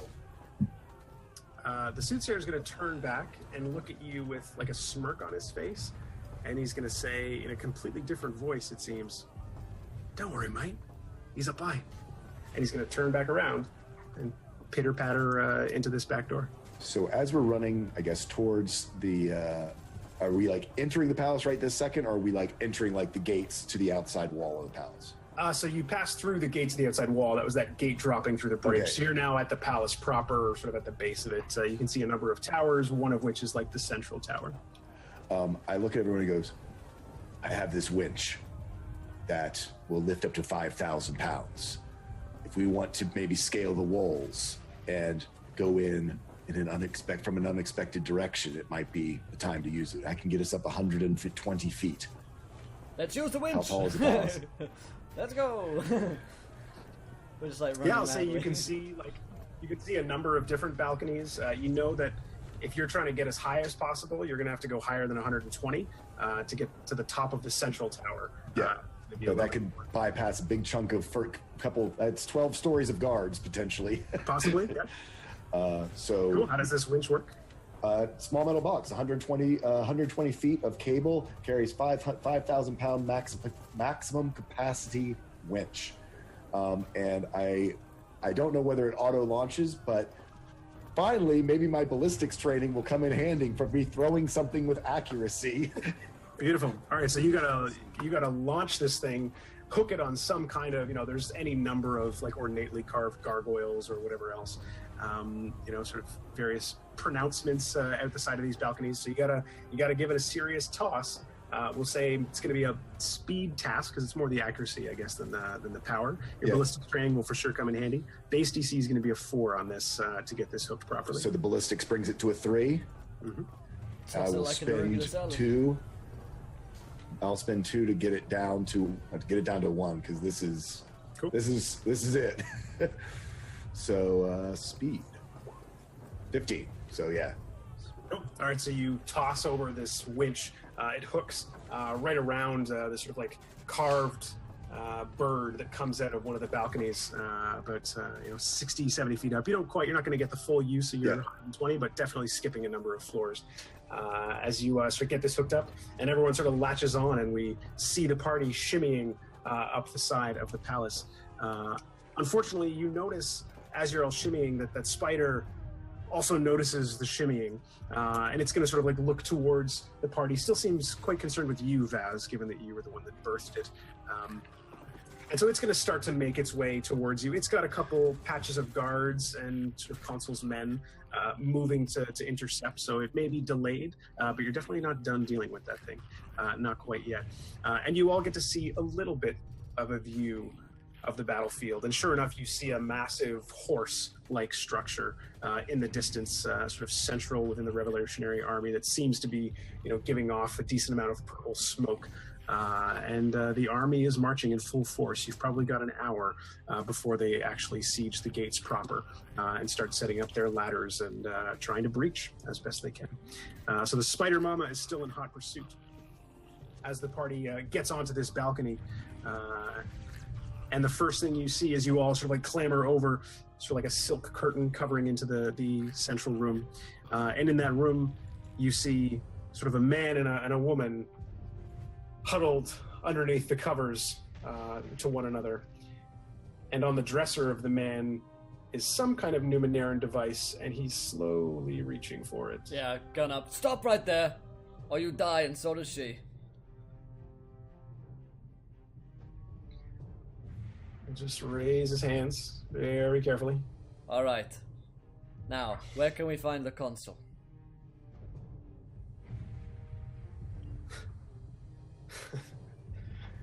Who do you think you are? Jan Ehrlich? My name is Jan Ehrlich. Yes, that is my name. He's gonna be like terrified, blown away. Like, Yeah, I'm gonna like show my supernatural badge power. on. Yeah, no, my Yan badge. You dropped your Yan card. No, I'm gonna like show off my power, so like my eyes will turn that kind of smoky black, and there'll be a little bit of mist around me. I am Jan Ehrlich. Where is the console? He's gonna sort of like smile awkwardly. He's anxious, and he'll say, "I would never give over my lord to a monster like you. Who I are will you? die before I do." Who are you? You get the slight vibe as you sort of like catch in the corner of your eye that like the wife tenses up at this. Maybe she doesn't seem ready to die. So she's like pulling more up from the covers. Yeah, I put the gun towards her. Now talk. He'll look to her and say really coldly, "It's all right, love. We know which side we're on." And she's like, "Ah, no, I really don't like this side at all." Shit. I say, I look to the others. I'm like, I'm all about peace and love, but this guy. This peace thing is fucking hard, guys.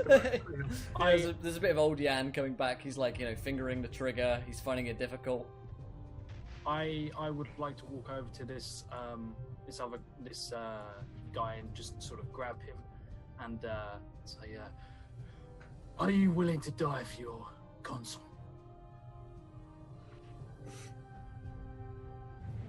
I would die before far better men than you, yes. I look to his wife and I just say, "Do you want to also die, or do you want to actually help the people?" Because he's willing to let you die here.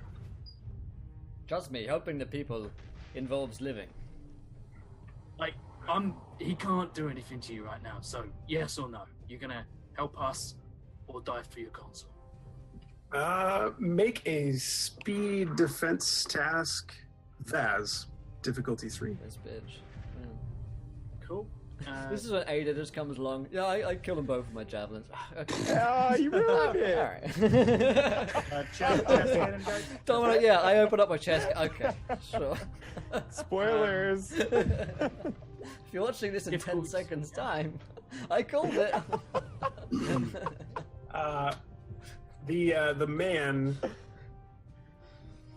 tries to stab his wife in the throat with some type of like ring blade. So he like makes a fist and a small thin blade extends from his ring, and he just catches his wrist right before he stabs her in the throat.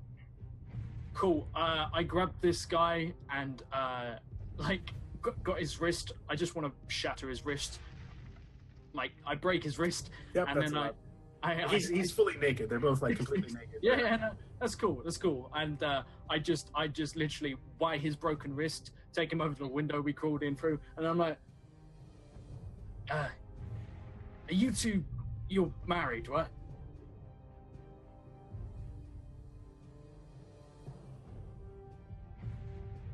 You're muted. You're muted. That was even creepier. Yeah.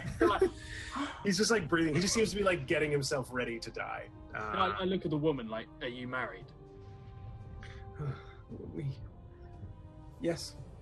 Cool. I chuck him out the window. You're divorced. and then I just the clamoring of like the spider climbing the tower that you were hearing stops for a minute, and you hear like there's like some tearing, thrashing noises. That's a good point. Yeah, I say I'm very glad you did that, Jan. I'm sticking to my code. And I put the gun away, and they're like, "Oh, well, This peace new now." code I just established 3 days ago. Tempest actually Hey, it's New Year's goes to grab whatever Numenera device that was on the bedside table to see what it is. Cool.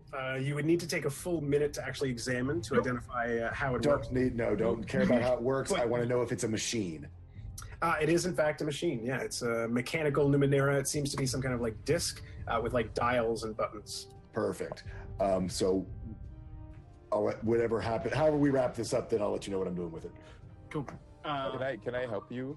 Because I have knowledge Numenera and I have crafting tech and metal. That's not his intent.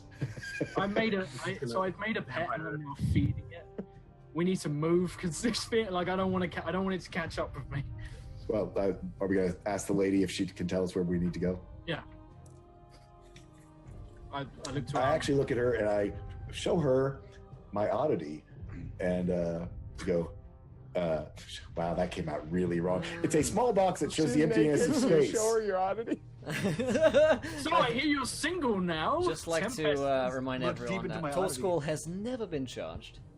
Never been Only charged. accused on multiple occasions. He just Yes, whips out his oddity whenever he feels like it. And I Probably go, a decent oddity. "You've heard about the interdimensional work they've been doing. This is a piece of that technology. If you tell us the way to..." The console's at the top of the tower. I hand her the oddity, and let's go. I whip out my oddity. Have you heard a good word? Have you heard the good word? If you're all just like packing up to leave, she's gonna look It's around not, like, it's not just 8 arms and tentacles, man. Yeah. It's also an oddity. So let me mark that off. But yeah, no, as we're going, Tempest is going to start draining this, do his slow drain just because that's most efficient to drain this Numenera. What level is it? it's level 3. I don't quite remember how your drain works, but Basically, I can put a point back in might for each level of the device as it takes me a minute to drain it. But I mean, I don't think I think I can drain it while moving. It doesn't- en route. Yeah, that's cool. Yeah. with me. Cool. So yeah, the party gets this from this woman. She like starts scrambling to try and like wrap sheets around her and like looks to you anxiously, like, I'm clearly not supposed to go out the window based on what I heard. I walk over to her. I look at her like, why would that be your first thing to do? Go out there's a door. There's also a Tracy, spider down the bottom. Yeah, I kind of throw her, like, part of her clothing at her, and I'm like, hand her a spear, like, there's a creature coming up. You can come with us, or be consumed like your husband was. And she like quickly gets dressed, zero modesty, just gets dressed as fast as she can and puts on some slippers. I turn my back. the gentleman. All right, so the Jan is party steps into the hallway and starts making their way up, I presume. I cover Rumi's eyes. He's like, and let him peek. Wow. Best Thanks, Dad. Creepy. Best surrogate dad ever. Dad, are you exposing your oddity again? cool. I'm gonna rush upstairs. Yep. Yeah, so the party rushing up. Yep. So you're running through various hallways. Mostly it's sort of like nobles. Every once in a while you see someone in like a ceremonial military guard, but definitely doesn't look like the cut of a soldier as they're moving through. You know, quick montage of when you find one or two, the party will quickly dispose of them, sort of descend upon them, knock them out of the way, whatever's needed. I'm all about killing these guys. But at one point, you turn a corner, and there's 17, we'll say the perfect number, 17 of a different type of guard that you haven't seen. Multiple shades of blue in like an ornate stitching pattern on much bigger, sort of more robust sort of plate armor, more so than the standard tunics that the blue shirts wore, the sort of leather plates they would have. These seem to be some kind of royal guard. They've got plumed helmets, large halberds that seem to have Numeneran knobs and buttons on them, while also having like the heft of a standard bladed halberd. You like turn a quick corner, and there's a group of them standing in front of you. And right before you all like make some type of quick response or react to this, you just see Sumixam raise his hand, and everything in front of you just seems to warp in a weird way. There's these like horizontal, like little scratches of light in front of your eyes, and you see the group in front of you that quickly turned and pointed their weapons. They turn back, and then they like seem to be talking to one another awkwardly, and then they all march backwards down a hallway. And then he just continues to head to the next stairwell. Wait. Okay, don't question. Let's go. Mitch, where are we in relation to the crazy tech lab, the crazy Numeneran laboratory? Given that you took quite a skip upwards, fairly far, given that the lab was more underground in the palace rather than up, so quite a ways. So Sumixam just sort of like nods to himself and like pats his eye back into place, seems to be doing its job, and continues moving with the party. Let's go, 23. You got this. Up towards the tower. And as you move through, you hear more sort of like rumbling and crashing noises coming from behind you from below. The spider seems to be trying to dig its way into the tower. Whether it'll be successful or not, whether that'll compromise the structural integrity of the tower, you're not sure yet. But that's still very much a problem behind you as you climb your way up. There's one or two more instances of Sumixam just holding out his hand and everything either doing that rewind or everything just freezing as you walk past, sort of rushing through these hallways. Until finally you make your way to a set of double doors, fairly ornate carvings, but wooden doors, whereas most of them in the palace have at least had metal of some kind on them. Strictly wooden doors, carved with typical like stories and engrams and that sort of thing. And you burst through these doors into the consul's central chamber. And so what you see is a circular room about 80 feet across. A long balcony sticks out at the far end, so opposite from the door that you just entered from. There's a long balcony that sort of extends outwards to a point with some curtains hanging that you can see, keeping the room mostly circular. Tall vaulted ceilings about 2 stories high, clutters of maps and papers all around the room, stacks of things. At the center of the room, there's a large stone table, perfectly circular with chairs and seats all around this circular table. You see a man with his back to you standing towards the balcony with his arms behind his back.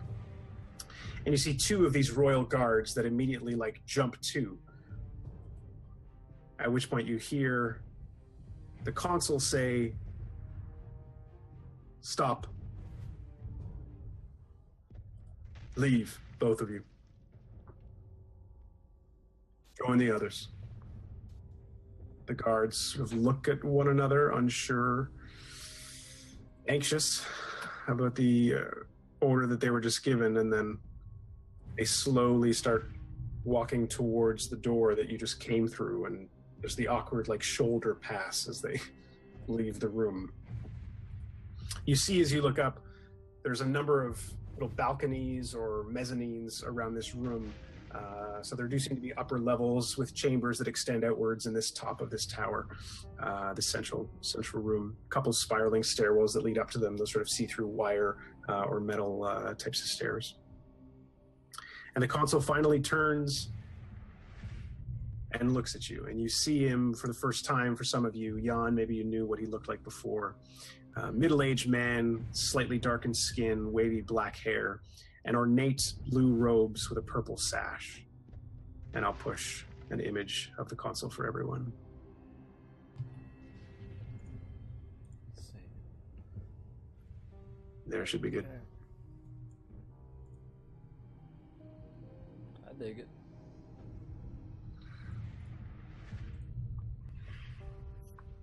Okay. I guess I step forward. Do you know who I am?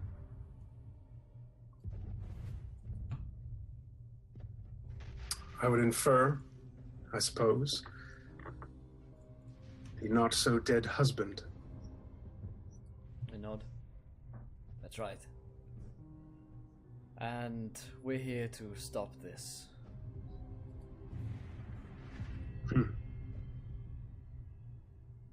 Seems to me you're, and he'll look at the balcony,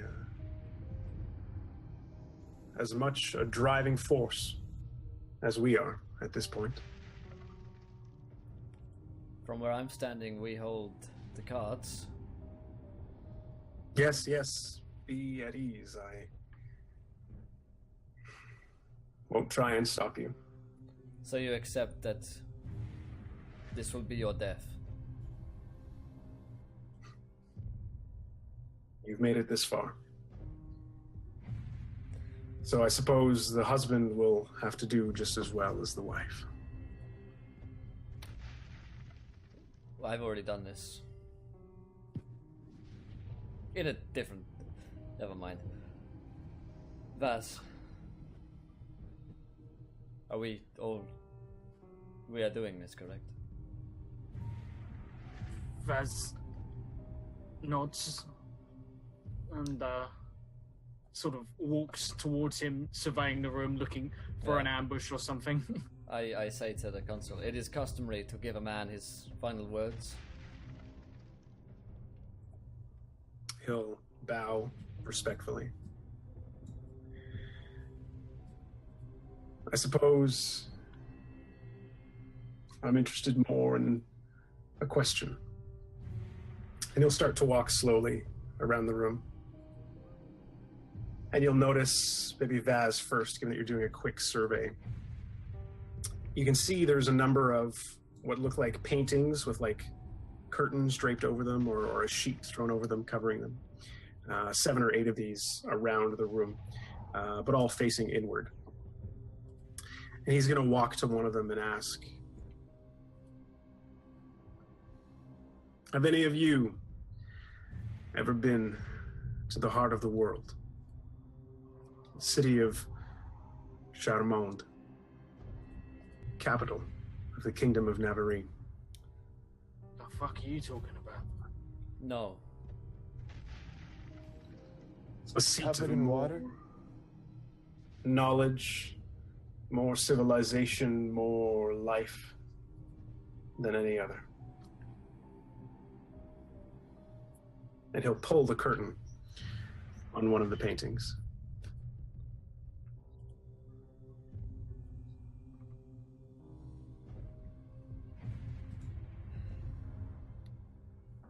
I look at the painting.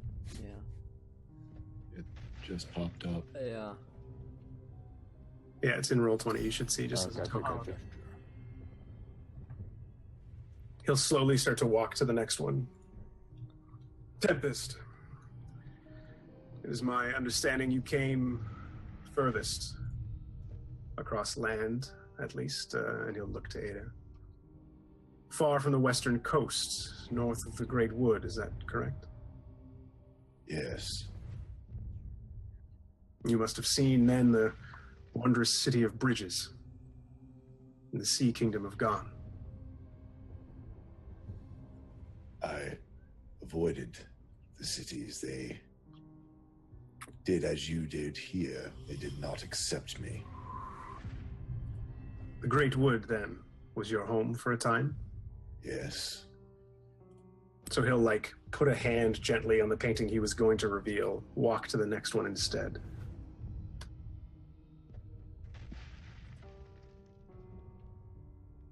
Oh my god, are you kidding me?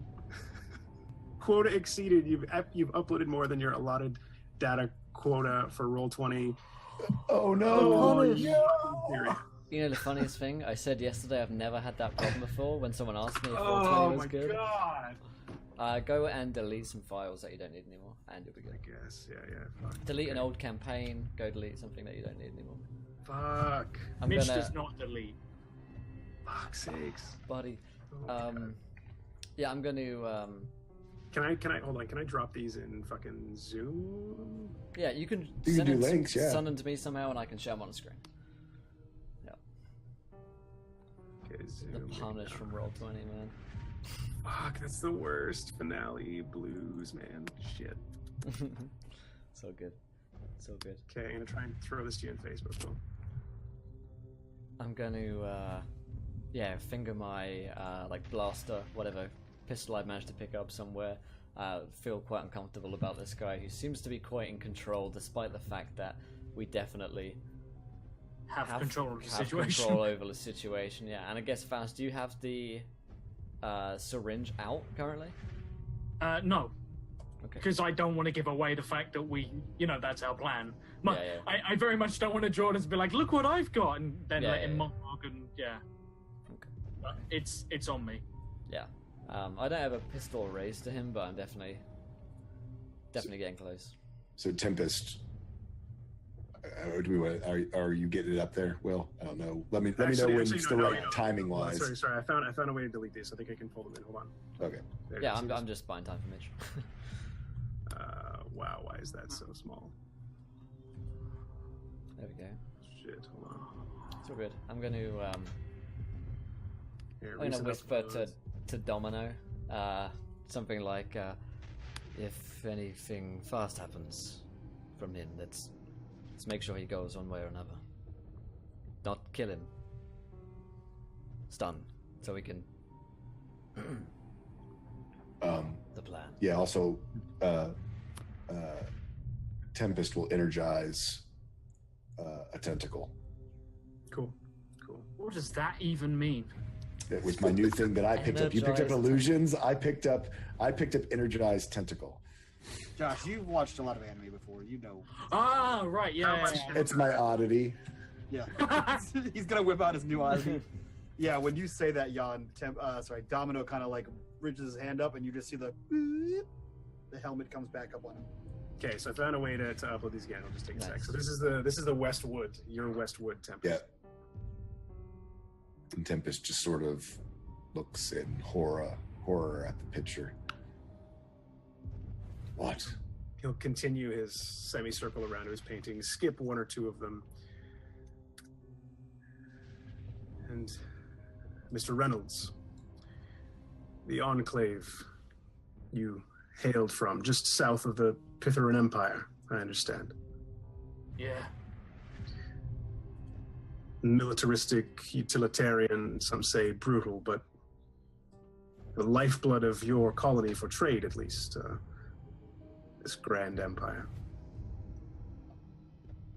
Nods. Did you ever make it to their capital of Rarman? No, we were needed out in the wilds, as it were. He'll pull another curtain. Pity. You missed the chance.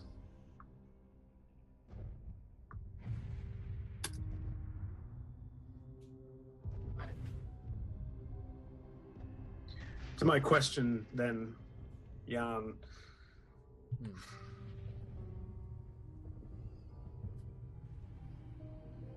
Do any of you know what you really are? what's really going on here. I suspect... Domino kind of like speaks up and says, it appears as though I am a killjoy from a previous generation on this planet.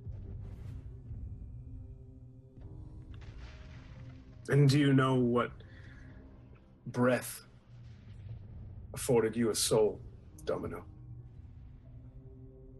He like looks to Jan for something. I guess he doesn't have a facial expression, so you can't tell. But in words, and you can sense that he's like confused. Yeah, Jan says, I am under the impression that you're about to tell us, Consul. So if you would please speak swiftly, so that we may end this. He'll nod and bow again, very politely, very diplomatic. And then he'll walk over to the big circular desk, and he'll head to the seat that is facing with its back to the balcony. So it would be the seat directly looking at the door if people were to come in. Tempest says, step away. Your wife told us what you have.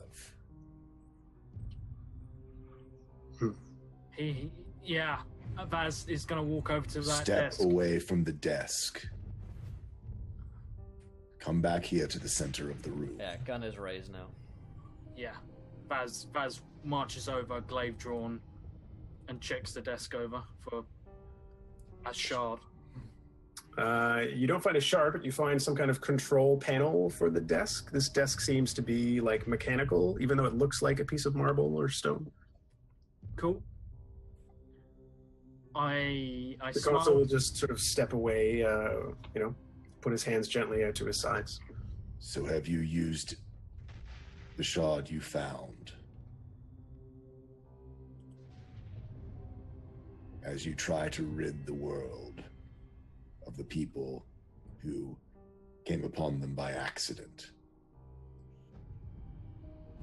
There are millions dead in the Ninth World's Tempest. That is the real war. All of you who've come in contact with these shards are like a beacon to those who have done this, and he'll gesture to his paintings. I have kept this shard safely, untouched, in the event that I might need it to defend my people against something far greater than your revolution. Would any of you have the courage not to use this? And you'll see him like lurch towards the desk when he says, use this. I am going to knock him the fuck back if he goes for it. Yeah, he's going full Saruman on this. No, he's like, you can tell that it hurts him, like when Gollum or when Bilbo sees the ring again for the first time. It's one of those like, oh, the temptation. And he says, could any of you have withstood the temptation for 80 years? I do not know.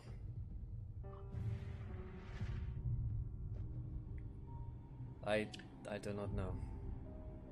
Once I thought I did. But the things that we have seen people do,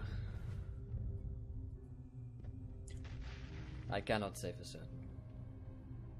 I can understand possibly removing these beacons that you call us. But look what you've done to the innocent who came to your cities to find a refuge. Just because they were different did not make them shard-touched. If you've had this for so long, could you not have devised a way to protect yourself from those infected with the shards, but keep the innocent safe? But instead you have made a world. Tempest. The reports are true. Unborn and unformed. Jan, be sure to explain to him someday the fallacy of innocence.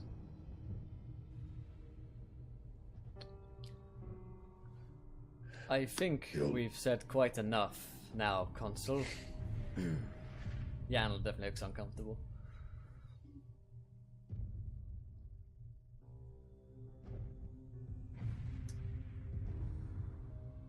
It is not with a light heart that I pass on this burden to you. If it is you that will take my place here, what will you do with so much power?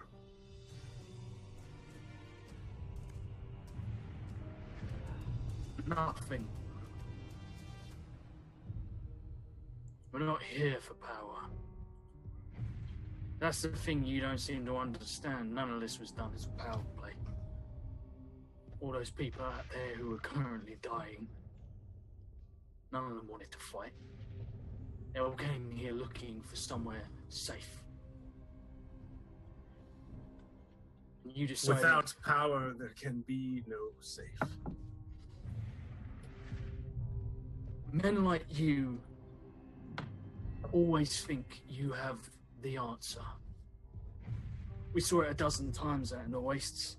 There were people who had the only Numenera device for 5 miles in any direction, the only source of water, and they always thought they knew better than the people that they cared for how best to use such power. And after a couple of months, they start getting comfortable. And then a couple of years go by. I look around and I see the halls of a man who has fallen short. You talk about protecting these people, but answer me this. This lavish lifestyle that you live in, is this necessary? All the people that you have working out in the streets, people assassinating those who cause trouble, the iron fist. How does this actually help the people? Or is this you simply living like a tyrant? You see, we're not here to rule the people. We're here to help the people guide themselves. None of you have ever seen a real tyrant. If I seem to you such a monster. I've seen your wife whose eyes were burned out of her skull, who you sent your assassins after to find and recover for your own fear. He's gonna look behind. Is that how you treat those you love? Tempest. He's gonna look just past your shoulder. Wait.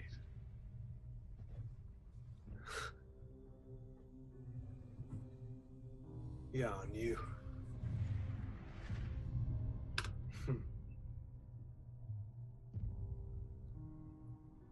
Seems then that we've all been played. What do you mean?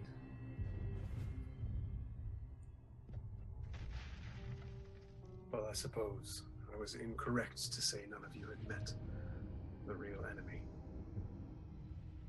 Isn't that right, Maximus? Fucking damn it!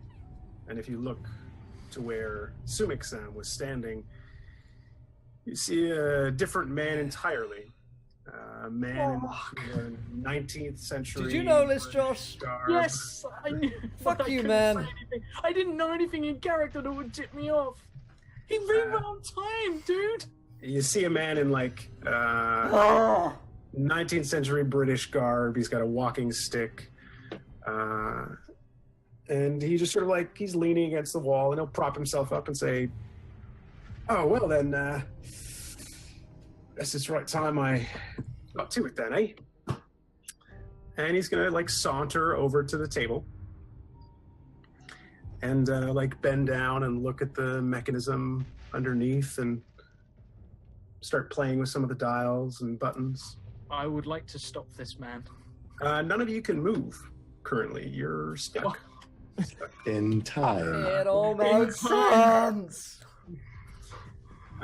He's going to start like diddling the dials, and the desk is going to start to rotate, and then it's going to shift open with a hiss. You're going to see inside of this massive sort of circular table. It's going to sort of peel open in halves. And inside is a fairly deep compartment with extremely thick glass on top of it, so it's still sealed, whatever's in there.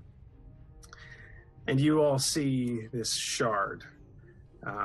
It's probably the size of a sofa. This thing is fucking massive. I'm going to push it to all of you.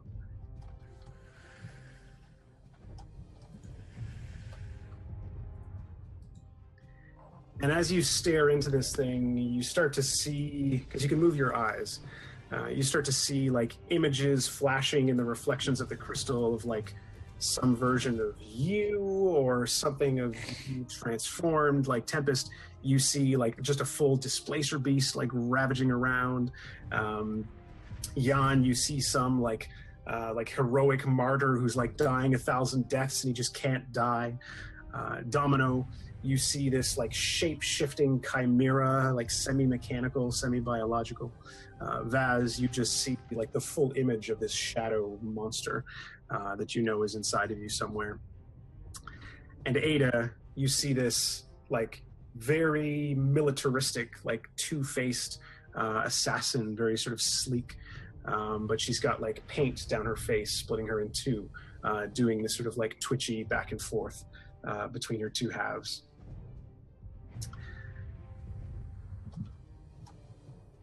And Maximus is gonna like look around and take his walking stick and like poke the glass and oh fuck, shit, guess I didn't really plan for this. Got anything heavy?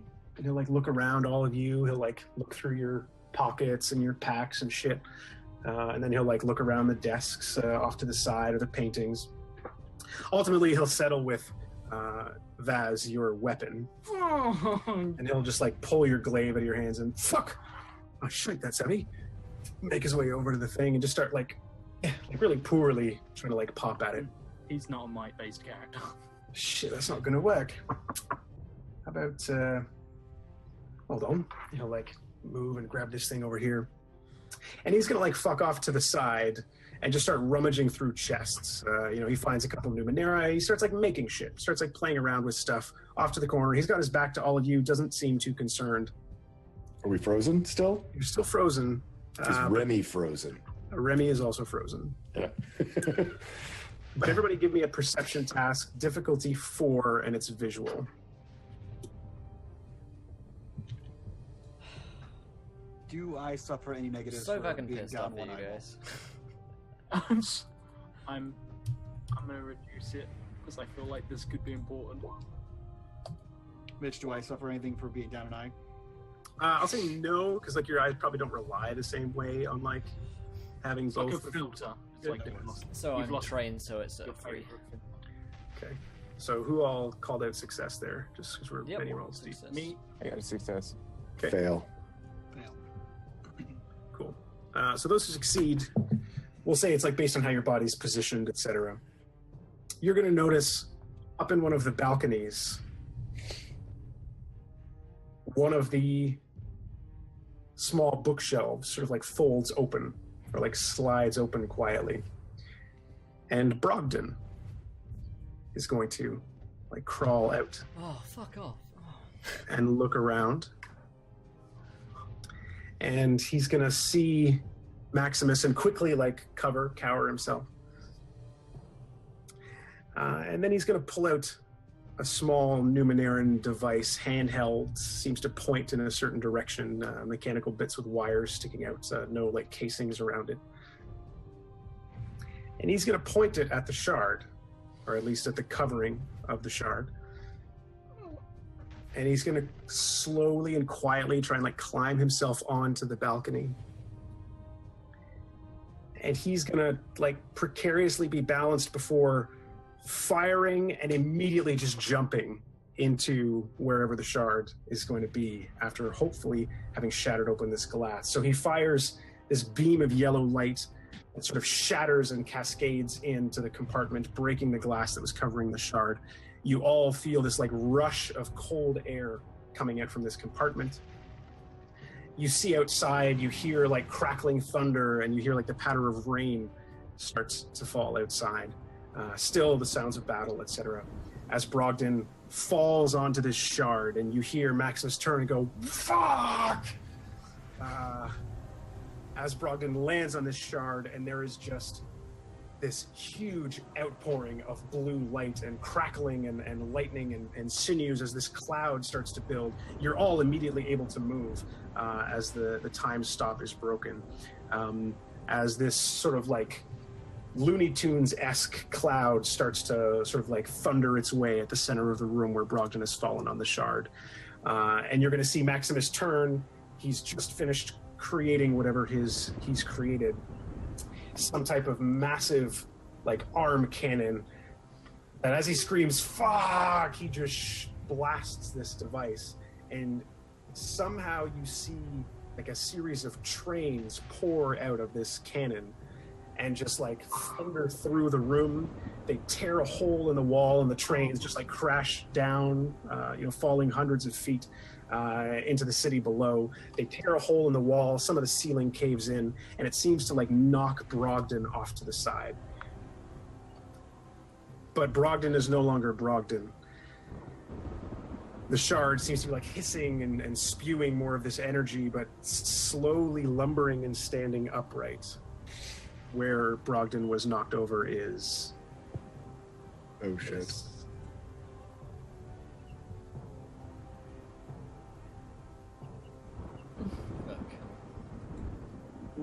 Oh shit. Oh, that can't be good. This humanoid-ish shaped, bipedal, bluish textured synthetic creature stands nearly 40 feet tall. It is crackling with energy and blue smoke. These ribbons of this synthetic material are sort of like flowing all around it. And it just immediately stands up and extends its arms upwards and tears the ceiling apart, exposing you to the open air, and the rain starts to fall in. Party actions. We're in combat. I rush straight at Brogdon and draw something. I don't know Cool, what's man. bad and what's good. I think it's all bad. Considering, Will, you played alongside Maximus, you know what that arm cannon can do. Fucking kill him. Jan has no idea though. Yeah, Right? You saw he literally ripped a hole in space and time and channeled freight trains to come through it to hit this guy. Kill the guy who can summon trains, because trains are bad. You sure it was actual trains and not just like Twitch streamers? No. Well. All I know is they were really passionate. That's all. So that arm looks definitely mechanical and energized, correct? Yeah, so you've got Maximus with this mechanical energized arm, and you've got Brogdon standing up and just like pulling the ceiling apart. His goal seems to be to get up. I dive towards Maximus. Tempest dives toward Maximus to basically do a tentacle grapple. Seeing that he does not seem to be very strong, he's going to do a tentacle grapple and start hitting and try to drain the arm. Cool. Jan's gonna start praying to his doom god. Okay. How tall is this Brogdon, the synth Brogdon? So like it's tall enough that it can be like reaching towards close to the ceiling, and it's like getting taller each round. It's sort of like base where its legs are just keeps like this growing column of these ribbons. And it is all ribbony like that and open. Yep. Domino is going to pull a reverse Vaz, and he is going to run at it and jump inside of it. Cool. Domino's diving into Brogdon. This makes my decision even simpler. Jan, you're just praying. Jan starts crying havoc. Starts praying to his the god of his doom. Cool. And Vaz, you're going straight towards Brogdon. I rush towards him. I draw something. I'll say you can like pick up your weapon. Like Nope. Maximus tried it for a second. If you want it, it's your call. I'm not. I brush forward. The doomsday device! I click 10 minutes and I shoot him in the leg. I literally just hold the syringe gun to Brogdon's leg and I shoot him. Fuck! You are muted. You thought 2 hours was a countdown. We now have 10 minutes, folks. Yep. Okay, so Domino dives into Brogdon. Vaz stabs the Doomsday into Brogdon. Ada. Jan is praying, and Tempest seems to be grappling with Maximus. I need a good scream right now. Is there any way to like test if I could damage the crystalline looking? Doesn't like they don't appear that I could like scathe them. Are they fragile or kind of like throw a rock at it? Just kind of very unenthused. Like actually, were you one of the people who succeeded on the perception check? Yeah, so I'll say, as this, like, Brogdon morph crystal creature is, like, tearing out of the ceiling, you notice one particularly large piece of rubble, like, beams him in the head, and it does form a crack. So it does seem to be susceptible to damage, at least currently, but, like, its feet are still planted in, like, the base of where this crystal is, and it still seems to be drawing power from the crystal. Mm-hmm. I'm gonna look over to the woman that I'm assuming had followed me with the spear, just kind of, like, hardly dressed. Like, well, it's time for us to be useful. Otherwise, that monster is going to be worse than the one that was chasing us. And then I kind of ready my spear and begin climbing towards where the crack was. Cool. So Ada's climbing and Climbing mounting, grappling along the mutated Brogdon. All right, so Vaz, I'll allow you to just have that stab with the Doomsday device. 10-minute counter is now on. Domino. Of course you will. Sorry, put a timer on the screen, Mitch. Jan, you're just praying at this point. You want to articulate your cry? Yeah. I'm gonna cry out, Elena! Doom! My Doom! 23! Bring it to me! And I'm like calling up into the tempest, you know, like swirling like thunder above me, and just screaming up into this kind of vortex above him, that, you know, his doom is now. It is now! It is now! He's like a lightning rod standing on like the highest point, to the thunderstorm above. Oh Cool. my God. Right on. Tempest, give me a DC 5 might-based check to grapple in a way that you can actually get your tentacles lashed on to this mechanical weapon that Maximus is wielding. So I'm going to use supernatural pull, since this is a tentacle thing. And do I have an asset because of that I'm grappling with tentacles? I think that's from way back at the very beginning. Yeah, that's cool with me. So that brings it down to a 2.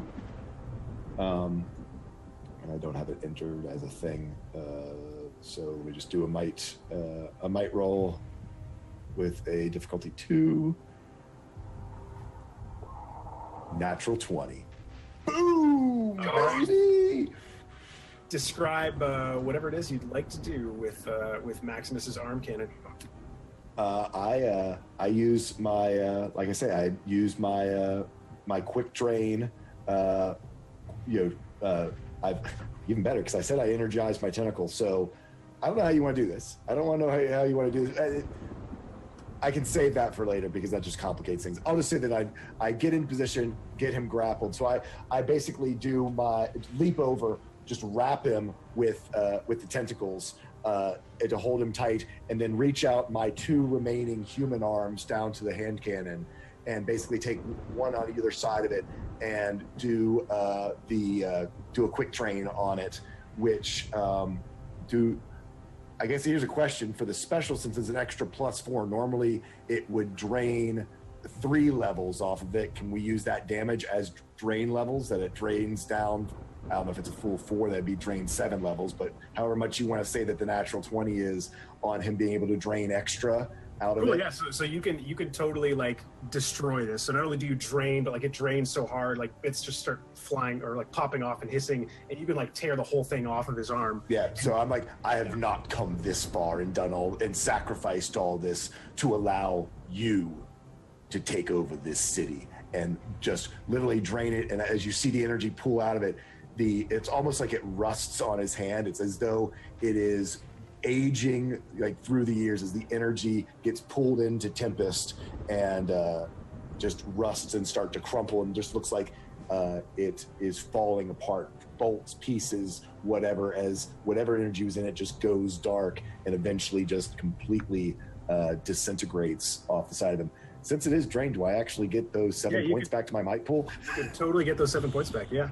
Awesome. Guys, we actually have a timer. We have a countdown on the screen. There's 8 minutes and 30 seconds. Oh, good lord. Okay.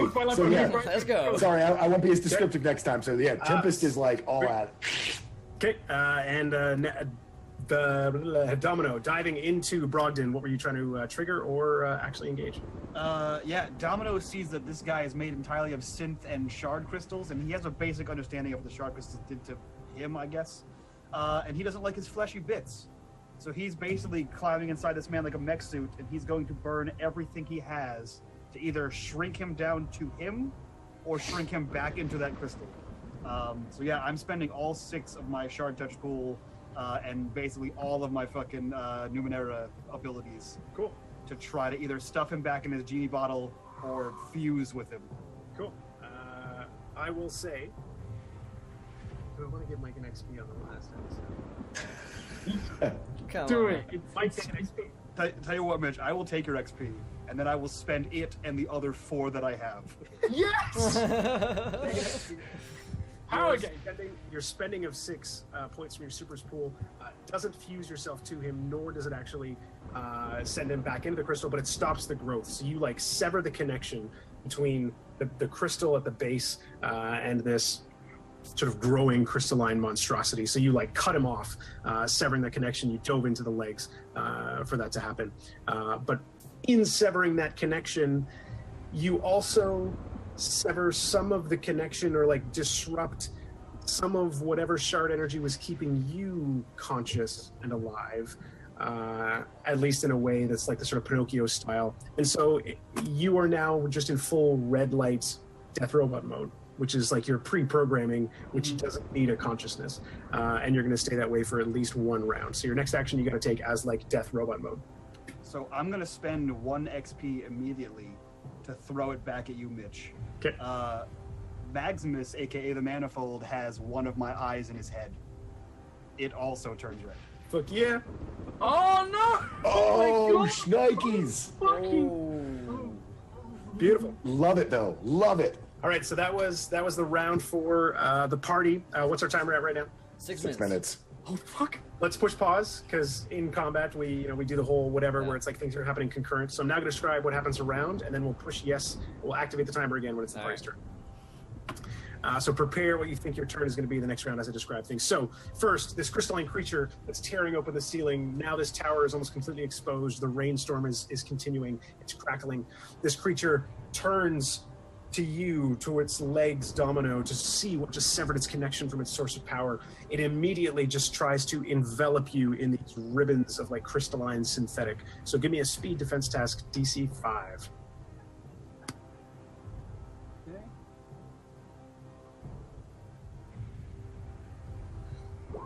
Fucking Christ! There we go. Look at that. Transy, you don't happen to have another one of those? Shut up, Mitch! Shut up! How's the time? I All right, we'll let the nat 20 sit because Mike never gets them. So Domino, First like ever. you like he grabs some of your fleshy bits. You realize their value because they can they're more malleable than your not fleshy bits, and you somehow do a whole bunch of grappling and manage to not get caught by this thing that's enraged. Behind it crawls up the spider creature that's now made it to the top of this tower.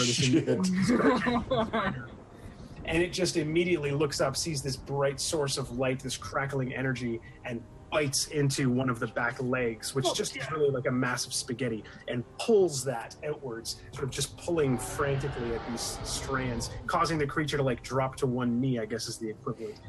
So now it's probably like still 15 feet high at the shoulder, but this mutated crystal thing drops to one knee, standing in front of you. Maximus sort of looks left and right. His one eye is sort of twitching, and he sort of looks to you, Tempest, and says, "Fuck." And all of you see that rewind thing happen. Oh, damn it. And Maximus, but the rewind is like it's isolated or local to just around Maximus. So you all see like the lines happening in front of you the same way that you weren't affected by it when you were in the hallway, just the guards were. Just Tempest and Maximus are affected by this rewind, but you all see it. He rewinds, has the fully formed cannon, points it right at you, Tempest. Tempest, you no longer have those extra 7 HP. And he fires this thing straight towards you, hoping to blow another hole in the wall. Speed defense task DC 5, as a charging stampede of rhinoceri are going to pour out of this cannon. Oh god, I love that gun I do so not have much. rhinoceros. My favorite weapon. So just remind me about effort. Since I spent supernatural pool on the last one, can I still spend effort on this speed test? Yep, whatever points you have, it's for an individual roll. Oh, okay. I thought it was like per round or something. No, it's just capped on individual rolls, yeah. Okay, so yep, and so I take it down by 2, and it's a speed task, and come on, 19. Oh. All right, so you manage to like dive, roll out of the way, like you feel like the rewind happens, and like this pulling surge of the energy draining back out of you because you had just sucked up some HP from his weapon, and then all of a sudden immediately there's a rhino in front of you. You like just have time to grab one of them to like springboard out of the way of the others as these rhinos like crash out the wall towards the other side and collapse down the tower. God, I wish I had an XP. I have such a great one if I had an XP to spend, but I don't. Would you like an XP? I would love an XP. Don't. Would you like some flaying? You can take an XP. Those rhinos that crash through the wall behind you cause more structural damage. There's very little left of the ceiling, but just enough crashes downwards. A large stone block from the top of this tower, and crashes right on top of what was left of this crystal, causing it to sort of shatter outwards with whatever energy it had left. All of you have your supers pools. The max of your supers pool goes up to 12 for all of you now. And all of your supers pools are full. Ka-ching. But the Brogdon creature starts growing again as it also received this surge of energy. I'd like to spend my XP that I just received. Say that doesn't happen? Nope. Okay. When the energy got sucked back out of me, it sucked the parasite into Maximus. Oh shit! Beautiful. Whammies for days. So he's now infected with the parasite. I don't know whether that's a good thing or bad thing, guys, but Probably it's not. both. Not me. It's not in me anymore. I mean, the manifold is a god, so guess we'll find out. That's the god of time. All right, so that is their round. You now have the spider grappling at the tail end of the now once again growing Brogdon, and Maximus with his gun reactivated, but some sort of sickness infecting him, and this rage with his eye. Domino, you are also in a rage. The party turn order is going to go, I guess we'll start with Jan, and then Ada, and then Vaz, Domino, Tempest. Can we still Start have that time? timer, bro. Alright. No, girl. Alright, All so right, let's do it. my turn. What's going on? I'm praying. I'm doing stuff. Am I struck by lightning? 420 per, is it? Yeah, so like you're at full supers pool. Your supers pool's double. You're feeling a surge. You've got a Alright. giant spider fighting a giant Brogdon, and Maximus is still shooting rhinos and trains. Okay. At least some things never change. I'm gonna jump towards the Brogdon creature, which is still growing. And because I'm in like superhero mode, I can totally like fly over there with a punching fist, right? Yeah, fuck yeah. So I'm gonna fly over there and whip up my fist and just like smash down into the creature. And I wanna. Is the device like stuck into it? There's no real device in it. Like he shot to crack open the glass and just like jumped onto the crystals. So gotcha. I was imagining Vaz's syringe was like stuck into. Oh no! It literally it's like a fire, and then it's useless. It's injection gun. Yeah. Okay. So I just want to like smash into it my magic fist. Cool. DC 5 to hit this thing. And remind me how I use my super pool. It works just like effort. So if you want to reduce DCs, it costs 3 per level of effort that you want to reduce. It's capped at your efforts. But we'll say because of the supercharge, your super spending is not capped at your effort level. So let's say like you can spend 3 from your speed pool or your might pool. You can spend as many as you want, but in increments of 3 points per level of DC reduction. Fantastic. Okay, so we've got edge on this. So I'm going to reduce it by 2 down to a 3.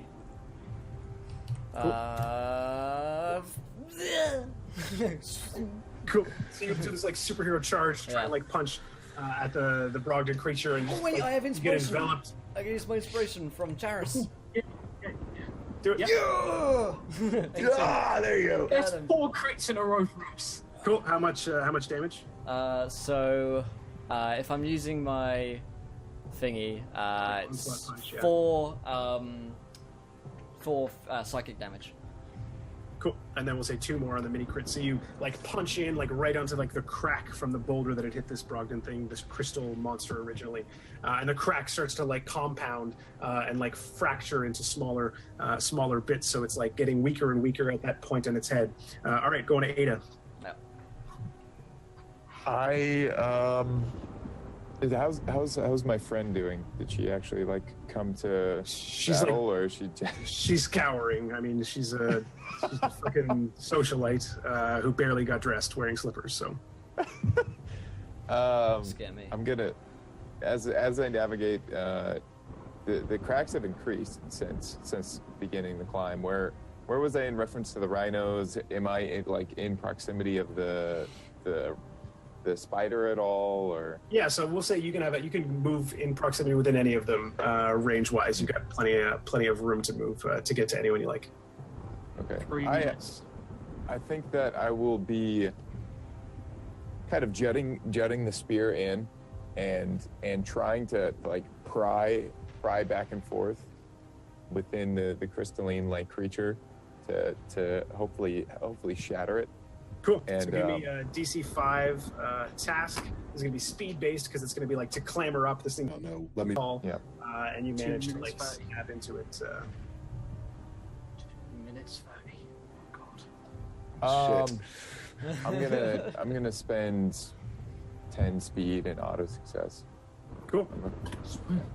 Sweet. All right, so you climb up, you jab your spear in, doing extra damage to this creature, and then you start to like pry, and you hear this like really uncomfortable, like rubbery splintering as this synthetic sort of glass crystal starts to crack and break as you're now like hanging on to this thing that Jan just punched in the head. Sweet. All right, Domino, then Vaz, then Tempest. 2 minutes.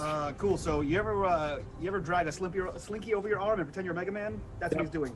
He's grabbing as many of these synthetic ribbons with his hands and legs and wrapping them around himself as he's like tearing this guy apart from the inside, trying to replace his own skin with synth armor or something. Cool. And Trainsy donated my next roll as a crit. Oh, yeah. That's So right. I nat 20 to pull him from the inside. All right, so I'll say you manage to like stop him from growing any further as like all of this like these feeding ribbons, you're just like weaving them onto yourself. All right, we go to Vaz. Okay, Vaz is going to just swear profusely and to no one in particular yell, "Farouk, you dormant son of a bitch. These fuckers have haunted you, and they've hunted you from one end of the fucking planet to the other. You want your chance of vengeance, now's it, and I'm gonna spend everything I have from my super spool to go for that crystal." 1 minute. Cool. So you are gonna like feel this lurch of this dark shadow energy, and it is literally gonna like pour out of you. It is going to vacate your body.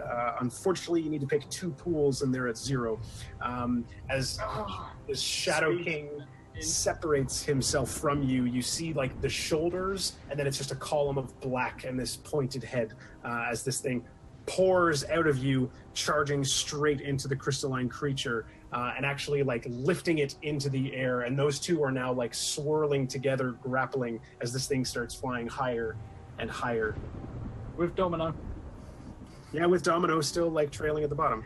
This is what I wanted. I don't know, we paused the timer because we're sort of within that weird time warp. Tempest and Maximus. Tempest, go. So Tempest Guys, it's basically on 23 seconds. Oh, look at you. Tempest basically unfurls, his tentacles, and they basically have shark teeth coming out of the end of him. And since he's got Maximus grappled right there, basically just slams the two of them together, thinking you can't change time if you don't have if your brain is mush. And he had energized tentacle last time, so he's going to use Super's Pull to bring it down by 2 for whatever it would be. So it starts at a 5, engaging Maximus in this form.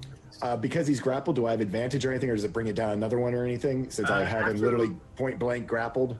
He rewound time, so you were no longer grappled. You were 2 feet away from him with him pointing the cannon. Gotcha.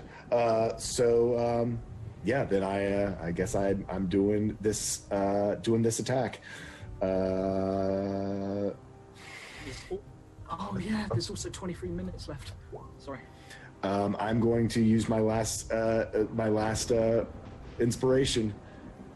If you dropped it 2 levels. I did drop it 2 levels. Yes, I did. I dropped it 2 levels. 3. So yeah, no. He slams the two of them together. Shark teeth just penetrating into his brain. It does 9 points of damage to his, through his temples right into his brain, or as best as Tempest can do it.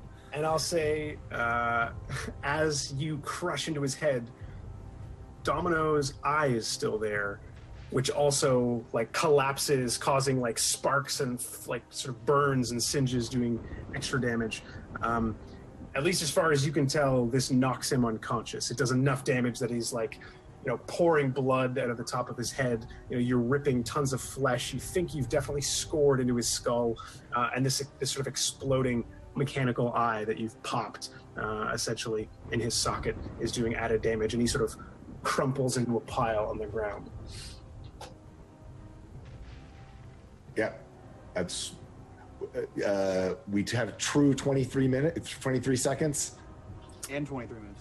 So as we, yeah, as we turn back, we'll start the timer. Okay, 3, 2, 1. 23 seconds. Let's go. As you all look to the sky, you see this crystalline figure with these trail of ribbons. You think you see Domino in there, and you see this shroud of smoke wrapping around and around, and it's getting higher and higher and higher, going straight into the sky. And then sure enough, after it gets a little bit more distance, just into the clouds where you can't see it anymore with the rain pouring down, you think you hear what starts like a crack of thunder, but it just keeps rolling and rolling and rolling. And you see the clouds actually part, like the concussive blast like rips open the cloud cover in the sky, blowing it apart in this massive ring, leaving a huge gap. We'll cut to Domino in a second, but with this explosion in the sky, the tower is rattled. Most of you are sort of knocked to your knees. The spider creature, which was clung to the side of the tower, gets knocked off, falling at least, to its very serious injury, if not death. And there's this uncomfortable moment of calm where there's no rain until the clouds reform into one another, given that this gap has just been punched in the cloud cover. Domino, how many XP do you have left? 4. I'm going to give you a choice on how many of those XP you would like to spend. Okay. 4? Do I not know what 4? Do I not know what it is? Yeah, it's the finale, dude. Do it, man. Yeah. I mean, if I know, I know he did the nuke thing, and I got sucked up into a cloud cyclone, and I have 12 fucking shard touch pool. Yeah, I'll burn everything. I'll burn whatever I have to see what happens. So you managed in a panic to wrap yourself in these crystalline ribbons. Not just your arms, but as you realized you're getting pulled up into the sky, you started wrapping your head and your torso and your legs, everything that you could. And you wrapped so thick. Sorry if you guys can't hear me at all. My mic's same as it always was. I don't know, levels haven't changed. Okay. Sorry. Let me just check here. I can pull into my settings. Max it out. Oh god, the suspense. Oh man, Yep. it might be like it's taking control of your mic. Yeah. No, just take your time. We don't even know what happens. We don't need to know what happens. Just How's that? Is that a little That's bit it. better? Oh yeah. Yeah. All right, cool. So, Domino, you managed to wrap yourself, not just your arms, your torso, your head, your legs, everything. And you activated your chest cannon. Knowing, having pulled from the data sphere at some point in this this moment of inspiration, as one might say, that these crystals will become more dense with intense and extreme heat. And so as this explosion sort of parts, the party sees a fully encased, newly born crystal form of Domino falling. And you spent all your XP, all 4 of them. One, to wrap more than just your arms and legs, to wrap your whole body. One, to know about the heat application to increase the density of the crystals. One, to actually have it be that those crystals took on more heat density. And another, to have it fully encase your body so there were no seams to be broken from. But now you're falling. And you're falling faster and faster from this hole in the sky. Do we Yes, see this is it? a moment of- yeah, we can see this. Yeah. Yeah. You and I just say, Gora. That's yep. That Tempest whistles. She's been on standby in case we were going out the ceiling, and I just go get her, girl. Go get him, girl. And after he does this, I'm not gonna do it because I know I'll like deafen all of you. And sends her to points up at Domino and. This is the only reason, because I feel this should be a roll, mainly because Domino attacked me on the back of Gora 4 episodes ago to see whether she'll actually save it. That's just me. You can call it however you want, Mitch, but... Well, instead what'll happen, so you all sort of stand slowly from this explosion that knocked you from your feet. You look to the sky, there's the eerie calm as the rain isn't falling, but you can see and hear the rain falling all around you in a diameter from where the clouds have parted. You start to see this falling sort of shimmer of light. Tempest calls out the whistle. Gora takes off like a peel to go and grab Domino falling. And as you're all watching carefully, closely, anxiously, to make sure that Gora intercepts properly, you're all going to see a shadow sort of like swirling, like this serpentine, enormous shadow in the sky behind Gora coming towards you. And Ada, you're going to notice to your left, the room is in complete disarray. A bowl that's been knocked over that had some fruit in it. And the fruit is suddenly rotten, like horribly rotten. Oh no. Maggots are pouring out of this piece of fruit, this bowl, this apples, bananas, grapes. Maggots are pouring out of them. And Jan, you see to one side of the room a small Numeneran device seems to be sort of like whirring and crackling and starts to actually project like lines of code, like green and bluish lines of code that are just flickering but like floating in nowhere. Gora does manage to catch and intercept Domino, swinging back, but this serpentine creature actually shows itself to have wings, enormous wings, and right as it sort of cracks out of the clouds, you see a mechanical dragon serpent, like a Chinese-style dragon. And it lets out this roar out of the sky before winding its way around, floating, sort of flying languidly, like in that uncomfortable way that like they're not flying like a bird flies, doing laps around the top of the exposed tower before settling in and just sort of looking down.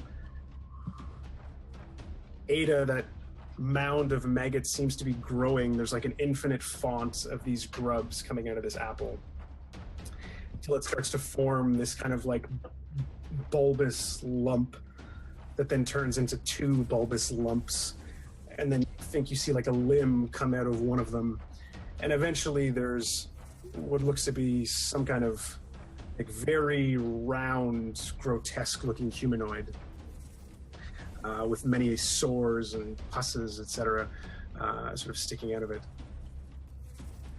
And as this all sort of comes to a head, the little sparks of data that are firing, the little numbers and letters, start to form like a foot and a leg, and then a set of legs, a pair of legs. And then to finish off the set, as it were, the door just casually opens that you entered through. And Maximus, it seems, the same face, beard, only this time he looks like he's from the Ninth World. He's got the same sort of cannon, but much more refined on his arm. There's no exposed wiring, etc. But got, the assorted accoutrement of a Ninth World traveler, a couple oddities here and there, traveling boots, cloak, etc. And all of these figures just sort of step in and look at all of you right as Gora lands.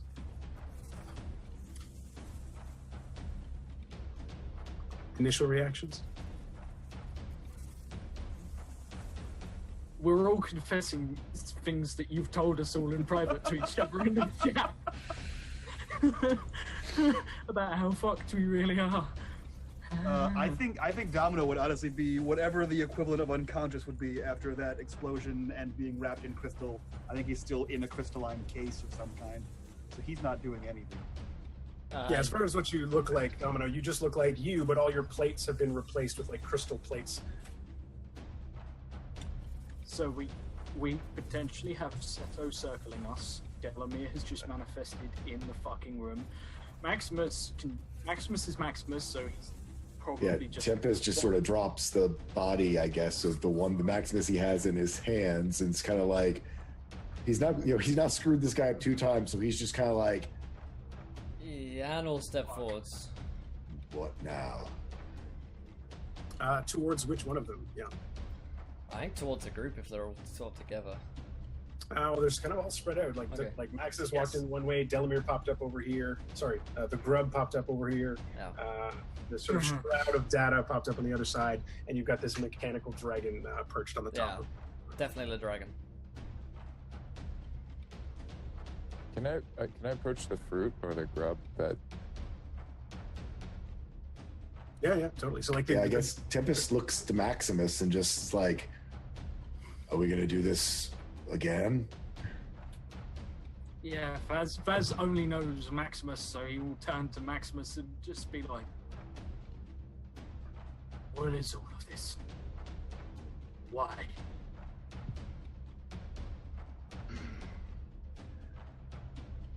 It appears we have come here for nothing. The dragon sort of roars from the top. I am Seto Yashuan! My name is the My Dragon name is... Emperor! You are a man! Extus! Extus, you are a man!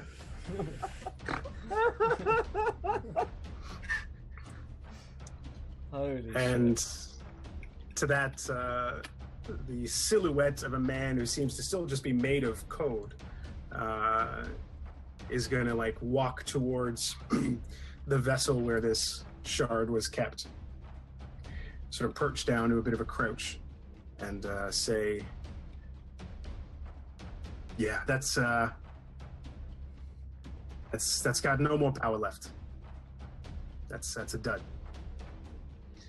And the grotesque-looking creature in front of Ada is going to say, "What? I wasted a perfectly good body.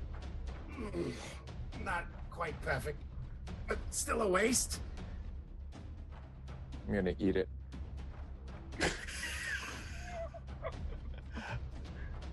Like this thing is as like tall as you, Ada, and like 4 or 5 feet across. These grubs. I mean, it's like thousands of grubs making a human body, right? Oh, it's like the boogeyman off Nightmare Before Christmas sort of thing. Yeah, I'm gonna call out. What were you? No, oh god, no. I went to say, what were you doing here? What are you? Why are you here? Try not to do the voice. So many voices in my head. Are you my doom?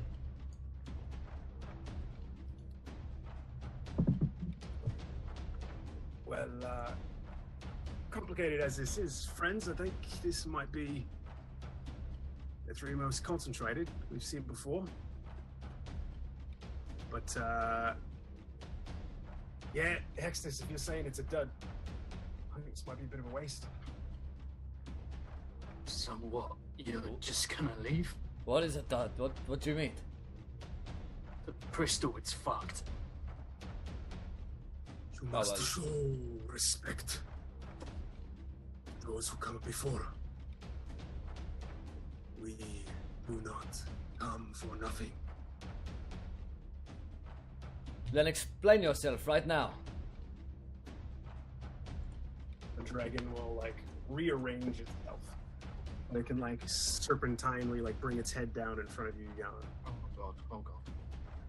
It's Jan versus Zeto. It's me on me.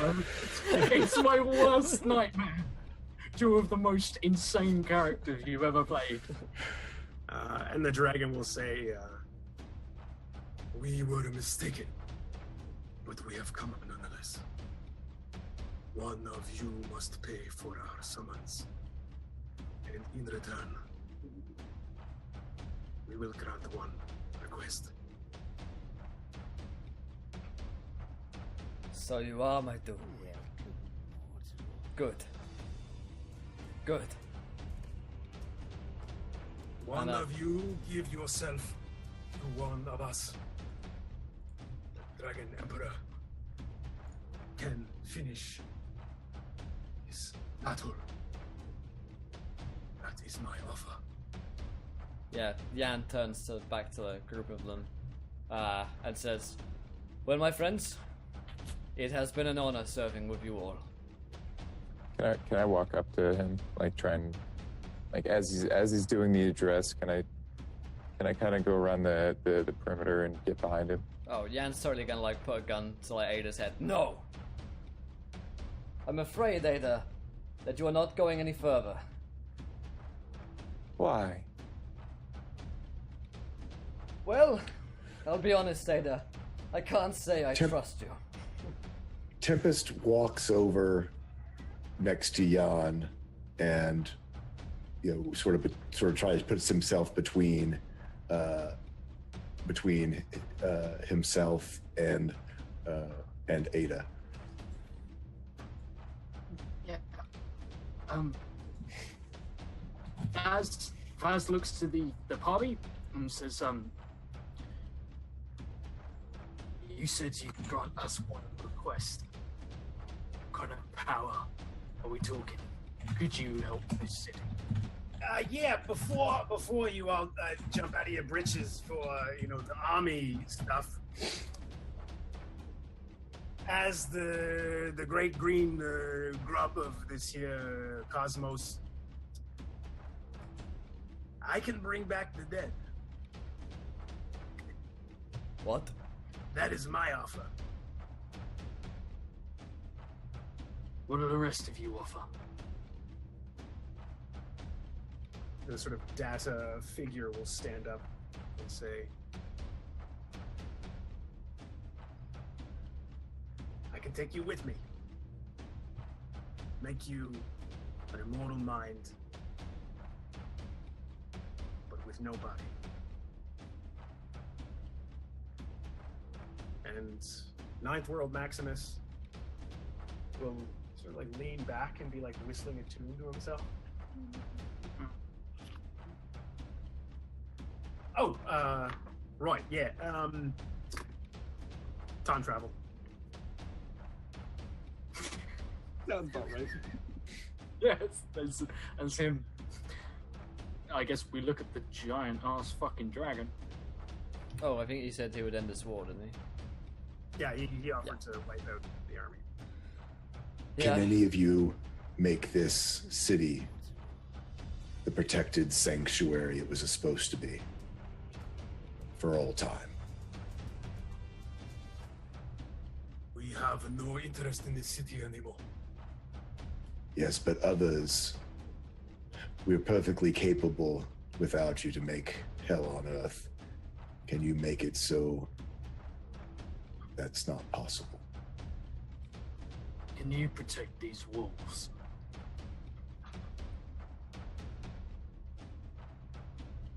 If we so desire. But that is not our office. Understood. Yeah, I say this is my decision to make. Am I doing? No, it isn't. Yeah, and this isn't about you anymore. This isn't about your doom. This is about the people out there who fought for your name. For your Exactly. life. They fought for me. I will die for them. It is simple.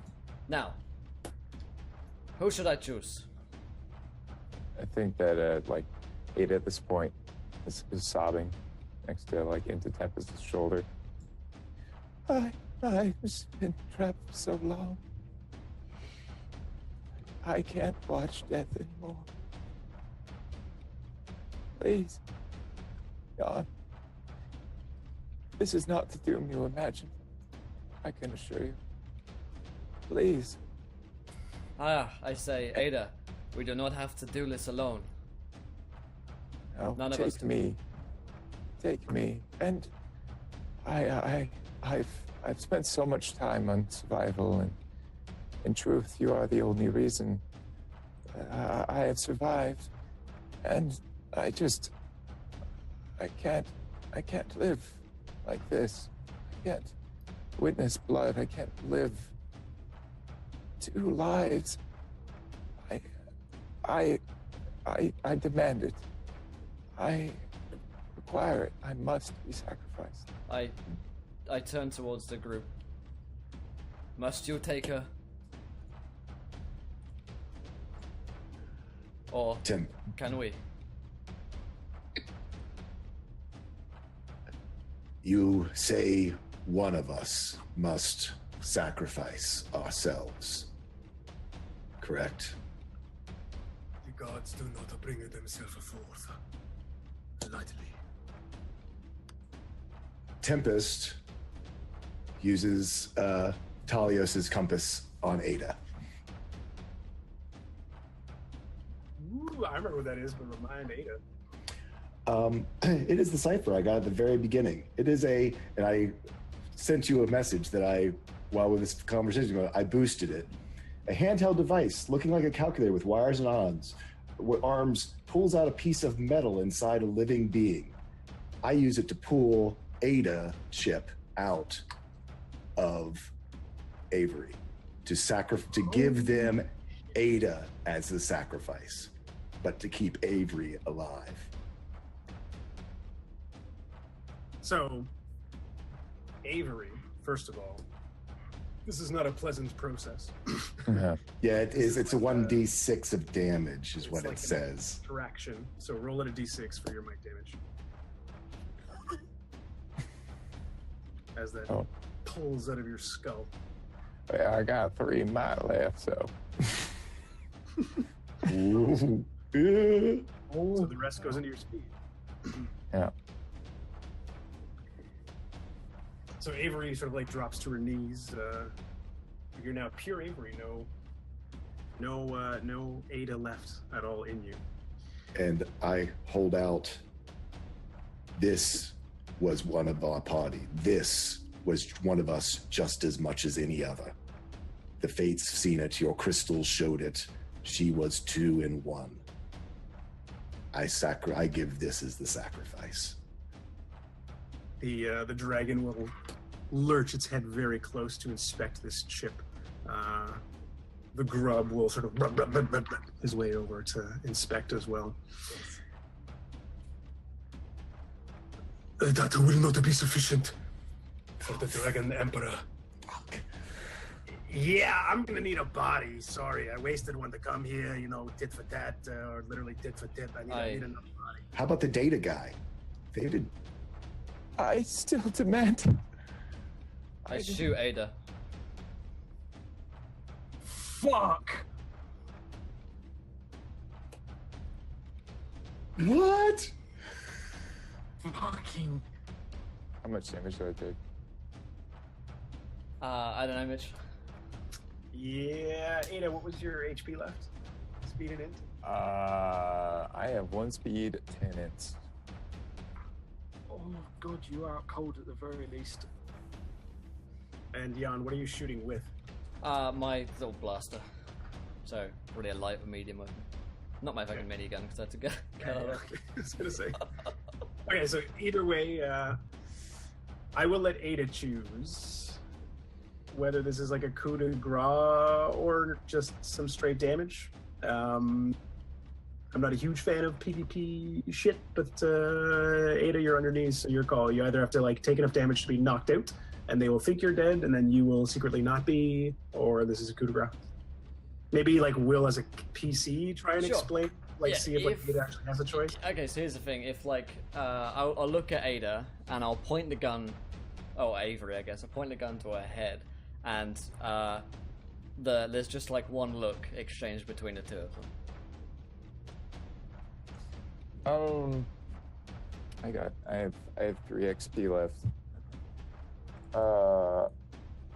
Is the boy with us still? He's on Tempest's back. Yeah. Yeah, So and we'll look for Oscars, She's gonna, Avery is gonna kind of look up and exchange that authentic look, just absolute, just choice and sadness and like the ultimate decision in knowing that it's hard for Jan. And then in a flash of light, if I could spend the 3 XP to knock out Jan, to take the boy hostage, and then I'll just use those 2 if possible. Cool. So we'll say burning 2 XP here to narratively say, just to sort of squeeze this in. Yeah, I'm good with it. Yeah. The surge that you took when the shard exploded, when the sort of crashing boulder shattered it, you received a surge of added energy. You didn't end up spending it. You did, make an attack against the creature, but you didn't do anything otherwise supernatural. So we'll just say that at this point, the boy is inconveniently crawled off Tempest's back. Yeah. And is like trying to hide somewhere, get underneath some shit or something like that. Can I spend another XP to have him at like spear point?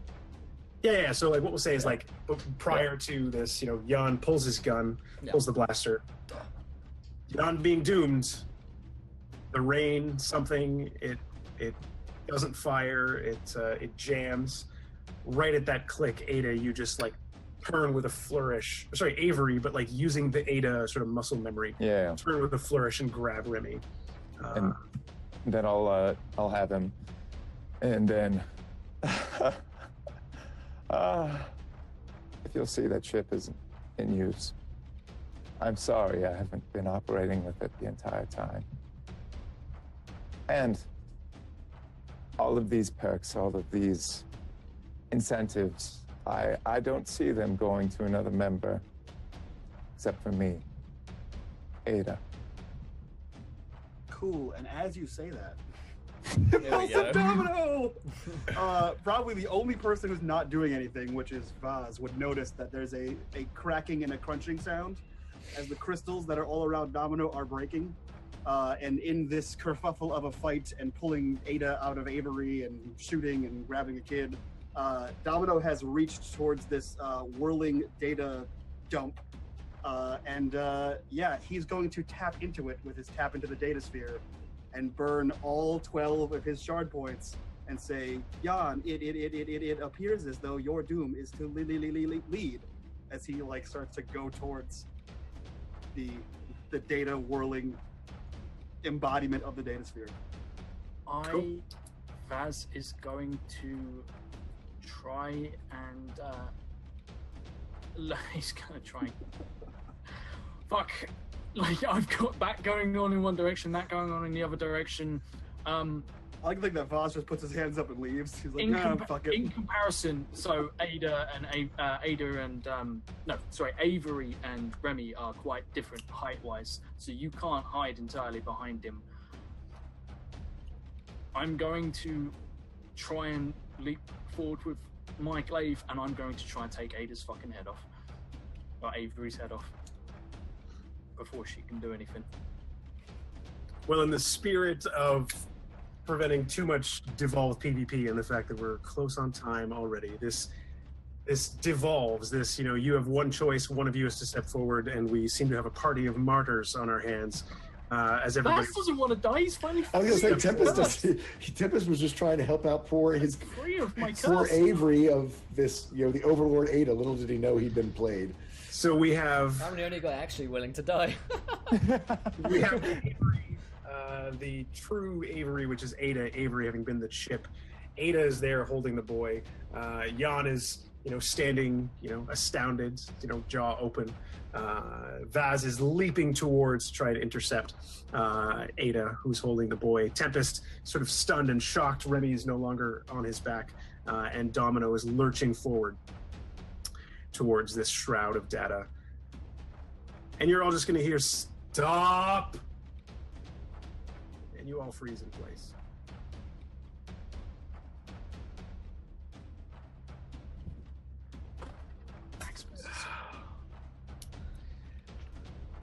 Oh, Seto, they're almost as much of a pain in the ass as we were. Fuck me. Can't imagine why. All right, you know what? We each pick one, and we'll just be off. All right, because I'm sick of this. They're not going to make a decision themselves.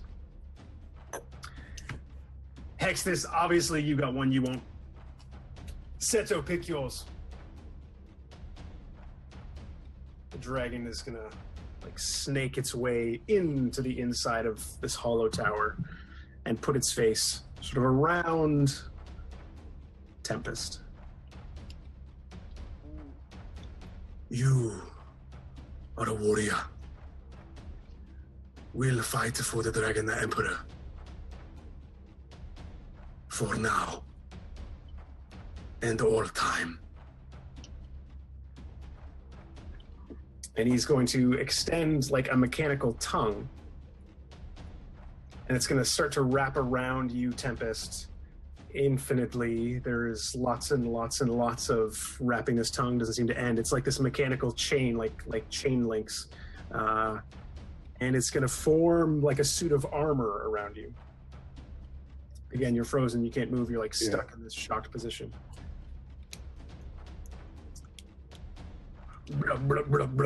The grub creature is going to go behind Ada. I can smell that your flesh is it's different. It's like fleshy, but not what I'm used to. Like bison versus beef. No, nobody. All right. Well, I'm sure this will work. And he'll start to pull up the folds of his stomach and reveal that there's a mouth in the center of his stomach, and essentially crack himself open in half and just kind of on top of both Ada and Remy.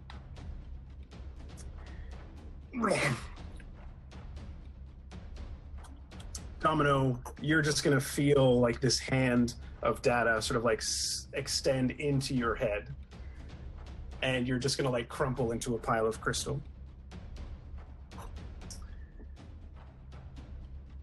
And Maximus is going to look at Jan. He's going to walk over to Vaz.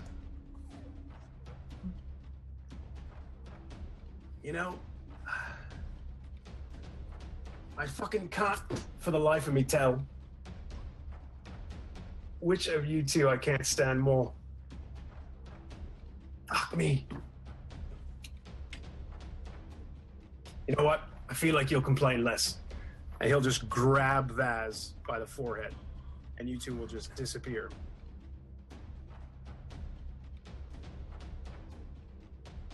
Jan, you're gonna wake up some indiscriminate amount of time later in the same place. There's no trace of Domino, of Tempest, of Ada, of Remy, of Vaz, of the dragon, the grub, the manifold, the shroud, none of them. You're just by yourself. Still alive, unchosen.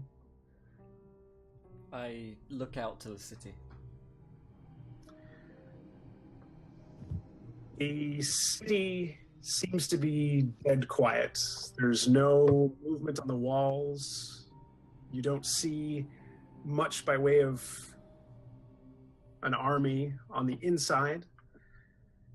But on the outside, you see what would have been a battlefield, and everyone is dead.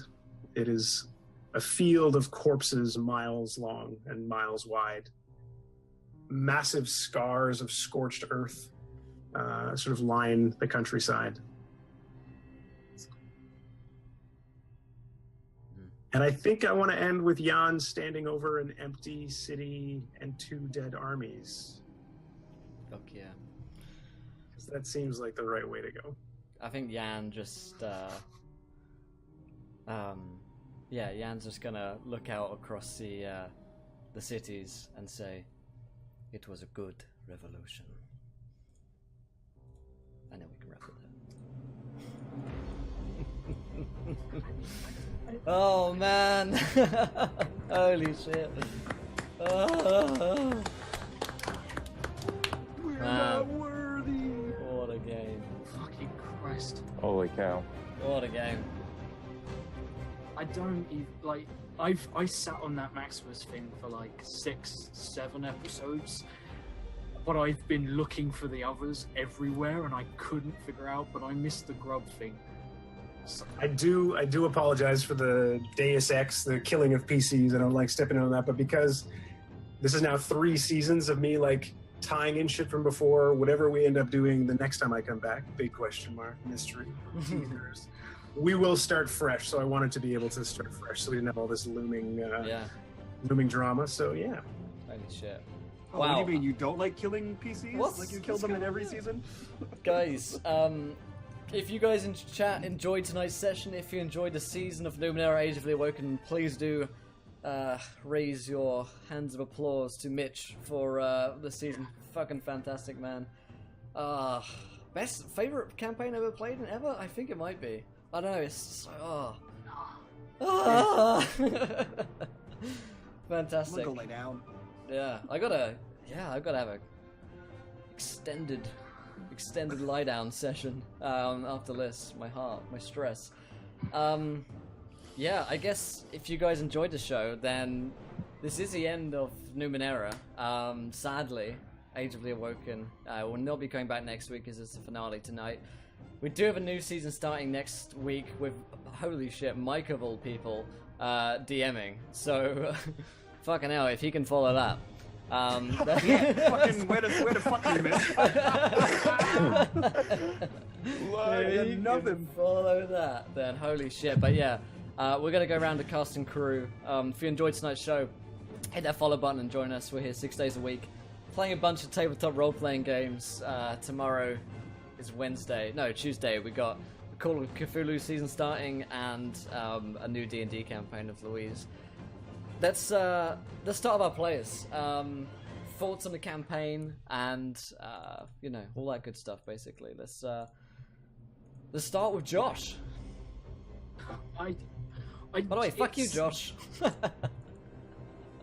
What?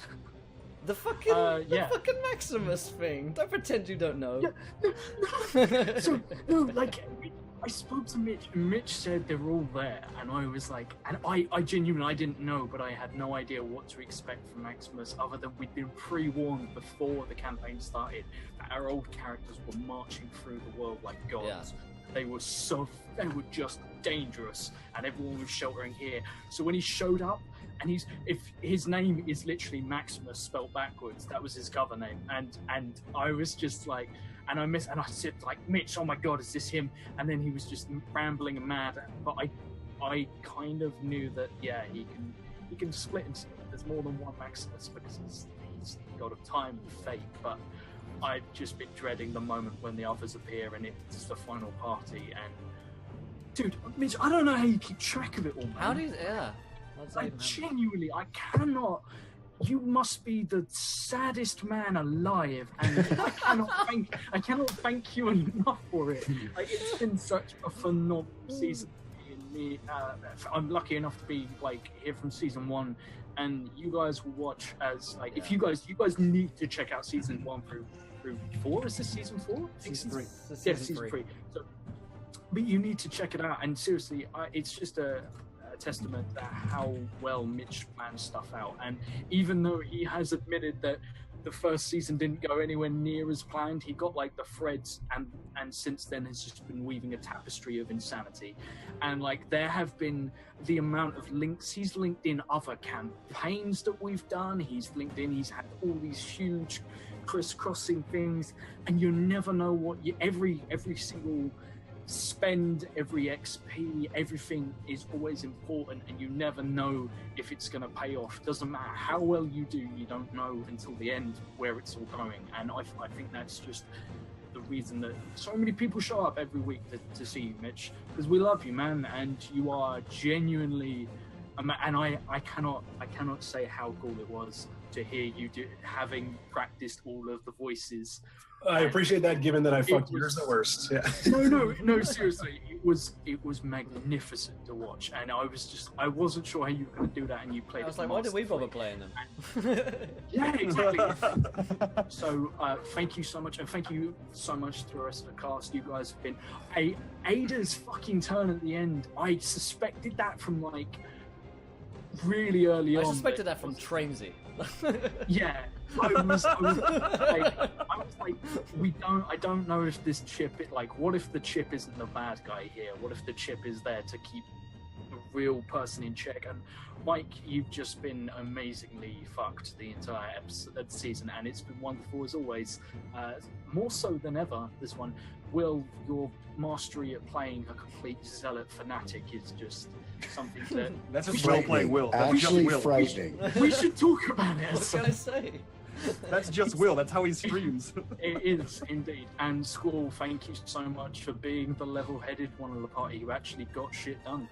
Like, I don't think we would have gone any places if you hadn't just go down and go, what's this? Someone that's clearly important to the plot. I will stop them from dying, because we would have fucking murdered Remy in episode 2.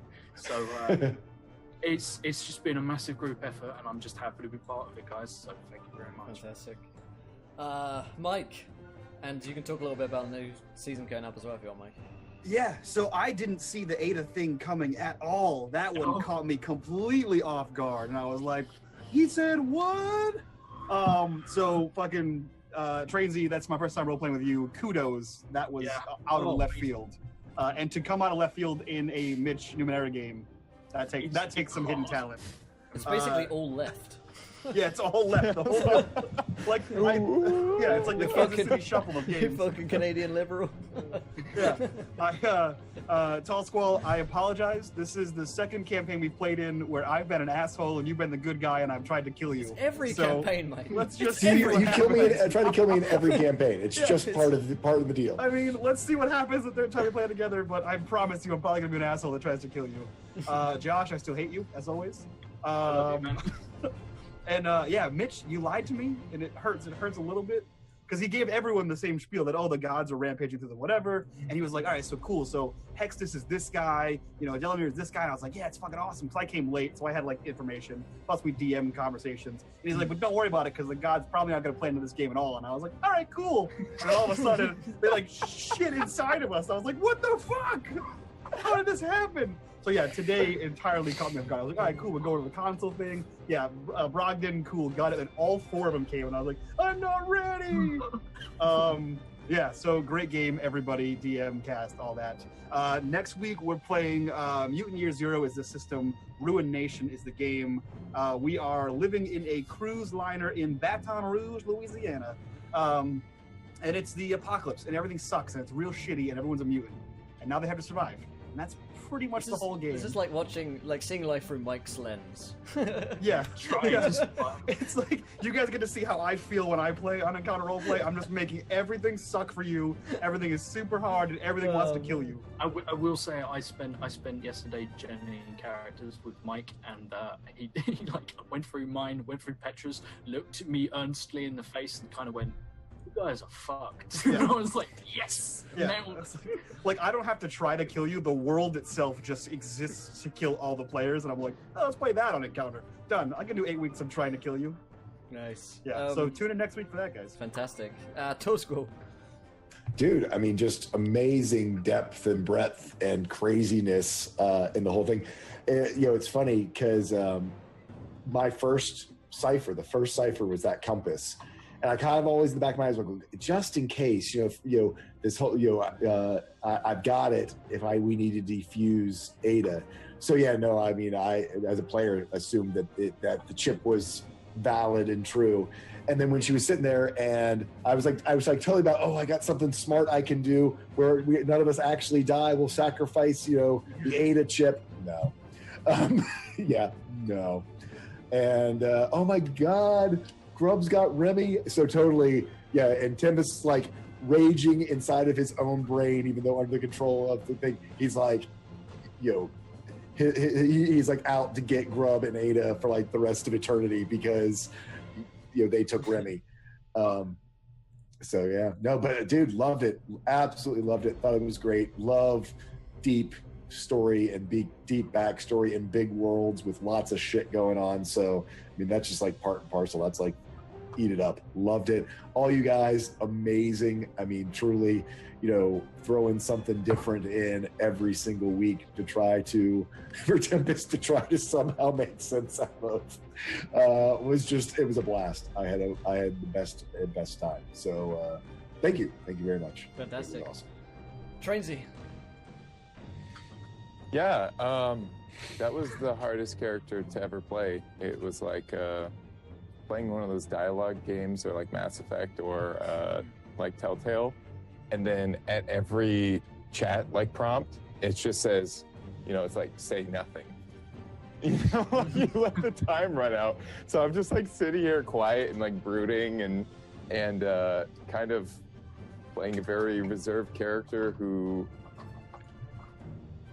has very. It was especially hard, and I got a lot of commentary from my own cast. It was like, you look bored. I'm like, it's just I can't say things because it doesn't fit with the character, and it's also feeling like the mystique of there's just so much more. Like, I feel like she would have been so much less eerie if she talked like all the time and was like an annoying Siri like character. I don't think we learn a damn thing about Ada the entire time, and she just. Apart from she could kill anyone you were in the room with at any given point for seemingly no reason. Yeah. Which was always, yeah.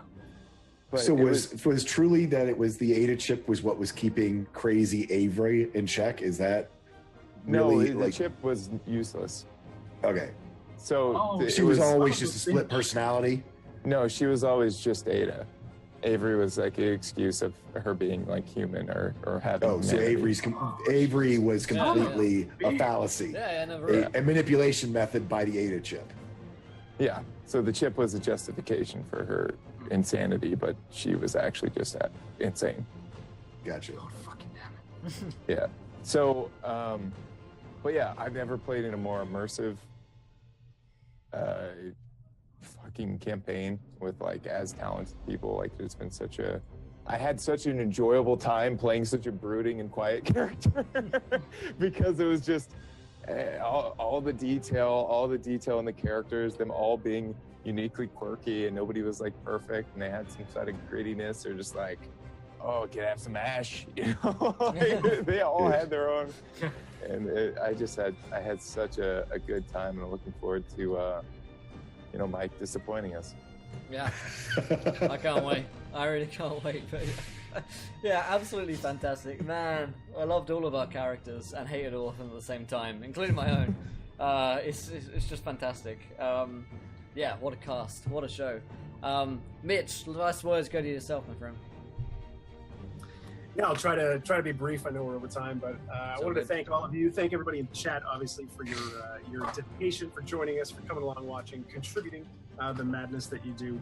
As always, we can only prepare so much as GMs on this stream because every episode things just intersect and intervene, and there's nothing you can do, and that makes the story richer. I think it's a good way to flex GM muscles to be practicing ways to take something you don't expect because your players are going to give that shit to you all the time, and practice it on a regular basis. So that was a lot of fun. I always thoroughly enjoy GMing on stream. First time, I'm going to get at least a one-liner for everybody here because I got to thank everyone. Jay, Tempest, loved having you on the cast. First time playing with you. Obviously, you literally carried some of the story on your back for the majority of the Thank you enough for that. But the amount of patience that you had in some of those scenes, all of you, I don't often play with such big parties. I find 5 is pretty unwieldy, especially on stream, to give everyone a little bit of time, especially with the depth of scenes that you guys are all so talented and capable of doing. So your patience, Tempest, but also your passion when it was sort of your moment to shine and to bring it in. And I love the richness to your backstory. You and I had lots of DM moments to work out little quirks, and even if those things didn't always manifest in stream, they were still a part of your character, and I love that extra time. Trainsy obviously hadn't played with you before either in a full seasoned campaign, and I totally hear what you're saying about like the broodier character and having that sort of back seat. But I'll make a contrast, and this isn't a shit on Mike, but I guess it's a shit on Mike's character. But there's a subtle difference, like from the GM side, between a poignant intervention that seems to like come out of nowhere but like really drives the story with like the same direction or momentum that the story's already going, and then there's ones that sort of come from a different angle or from a different side that need sort of orienting. And Trainsy, your interventions were more poignant than anyone else because they always came at really sharp moments, really important sort of narrative headways, and they were so well I guess like fit into that character of Ada that it was just so perfect that I always knew nothing would ever come to a perfect standstill because we literally had this spear point driving things forward. So there was unspoken value to your character within the whole dynamic, and I loved having that. It was fun to have the big deal, if nothing else. It was an honor. So I have to thank you, Trainsy, for your passion because you're so passionate. So much passion bled through your role play. Never doing a drunk interview again. I appreciate that. Now, Mike, that's not to say that once again, second season with you, that I don't thoroughly enjoy having you on the show deliberately for the sideways interventions, the ones that help turn the story in directions I don't expect. There was never going to be trans-dimensional anything in this campaign. Well, Mike started poking at some shit and was like, oh, that's kind of cool, that's kind of weird, there's probably like other shit and whatever and going on. So Mike, for always making my stories bigger than maybe they intended to be, that's something that always happens when you're around, and I love you for that because I get all the credit when you're all like, oh, the story's so big. Well, fuck, some of that is Mike. Mike is the Viagra. Mitch, I love making you big. Right? And of course, the XP dynamic, Mike, you're the favorite type of player for a GM in the Cypher system because not only are you totally cool getting shit on, you're happy to like throw shit back at other people and at the story and to sort of take full advantage of using your XP. So it's always a lot of fun playing Cypher systems specifically with you, Mike. Josh, your depth of character, I'll never be able, even for NPCs, for long-running characters, how fast you can just like be in a character and immediately evoke a sort of sense of, I have a vibe of how they're going to be in different scenarios, different interactions. When you cauterized that guy's leg on episode 1, I was like, the way you role-played through that, not just that you did it, but the one-on-one, like what you said to him while he was slipping into consciousness, I was like, I understand Vaz's character like perfectly well. So you're so good at that, rapidly getting into character. So of course I'm always, blessed. It's a treat as a GM to have a player like you, Josh. So I appreciate having you along. And Will, of course, for having me on the stream, for taking the time. This is your show. This is your baby. I know we've been playing together for a while, but you're like, I guess, also a big deal now. So I appreciate it. Oh no, it's happened. I appreciate the time. I know as I've gotten busier and will continue to do so, it's always a huge treat to like carve out a little space, not just for some role play, but for some awesome fucking role play. Because that's always what I get in your stream, because that's what you do. And so I thank you for that. And just as a full circle thing, I never did voiced NPCs before Encounter Roleplay. That was a new thing to me. I was very nervous about it, and it was very cool to see if I could voice my previous PCs in the last episode to see how we could do that. And I think I hit like 50-50, so that's good. Yeah, I think it was brilliant. I liked it. I liked it That's a lot. great. Well, fantastic. It's happy, but it's sad. It's had. I don't know. We're gonna have to go and play a mic campaign next. Shit. Well, Dude, that's why I bailed, you know? yeah, I just was out. That was a good move. That was a good move. Yeah, so Toolschool won't be back with us next week, but Petra will be joining us for Monday's Ruination. Toolschool will still be in Tyrant Tuesdays. School Tuesdays. And yeah, you can find a whole cast list for all the different shows. We've got an incredibly talented permanent cast on Encounter Roleplay. We're very, very lucky to have all of you guys. Not only a huge thanks to Mitch, but for everyone for showing up every week. I think we only missed one session in all of that. Yeah. And that was pretty spectacular. So, yeah, fantastic show. One that I'll always remember, I'm sure. And we may return in September, when Mitch is back amongst the world of the living. So hyped. yeah, that's exciting. And I guess as like the hottest of exclusives, September may involve space, I guess. Are we gonna play your? Are we? Oh yes! Oh There dude! we are.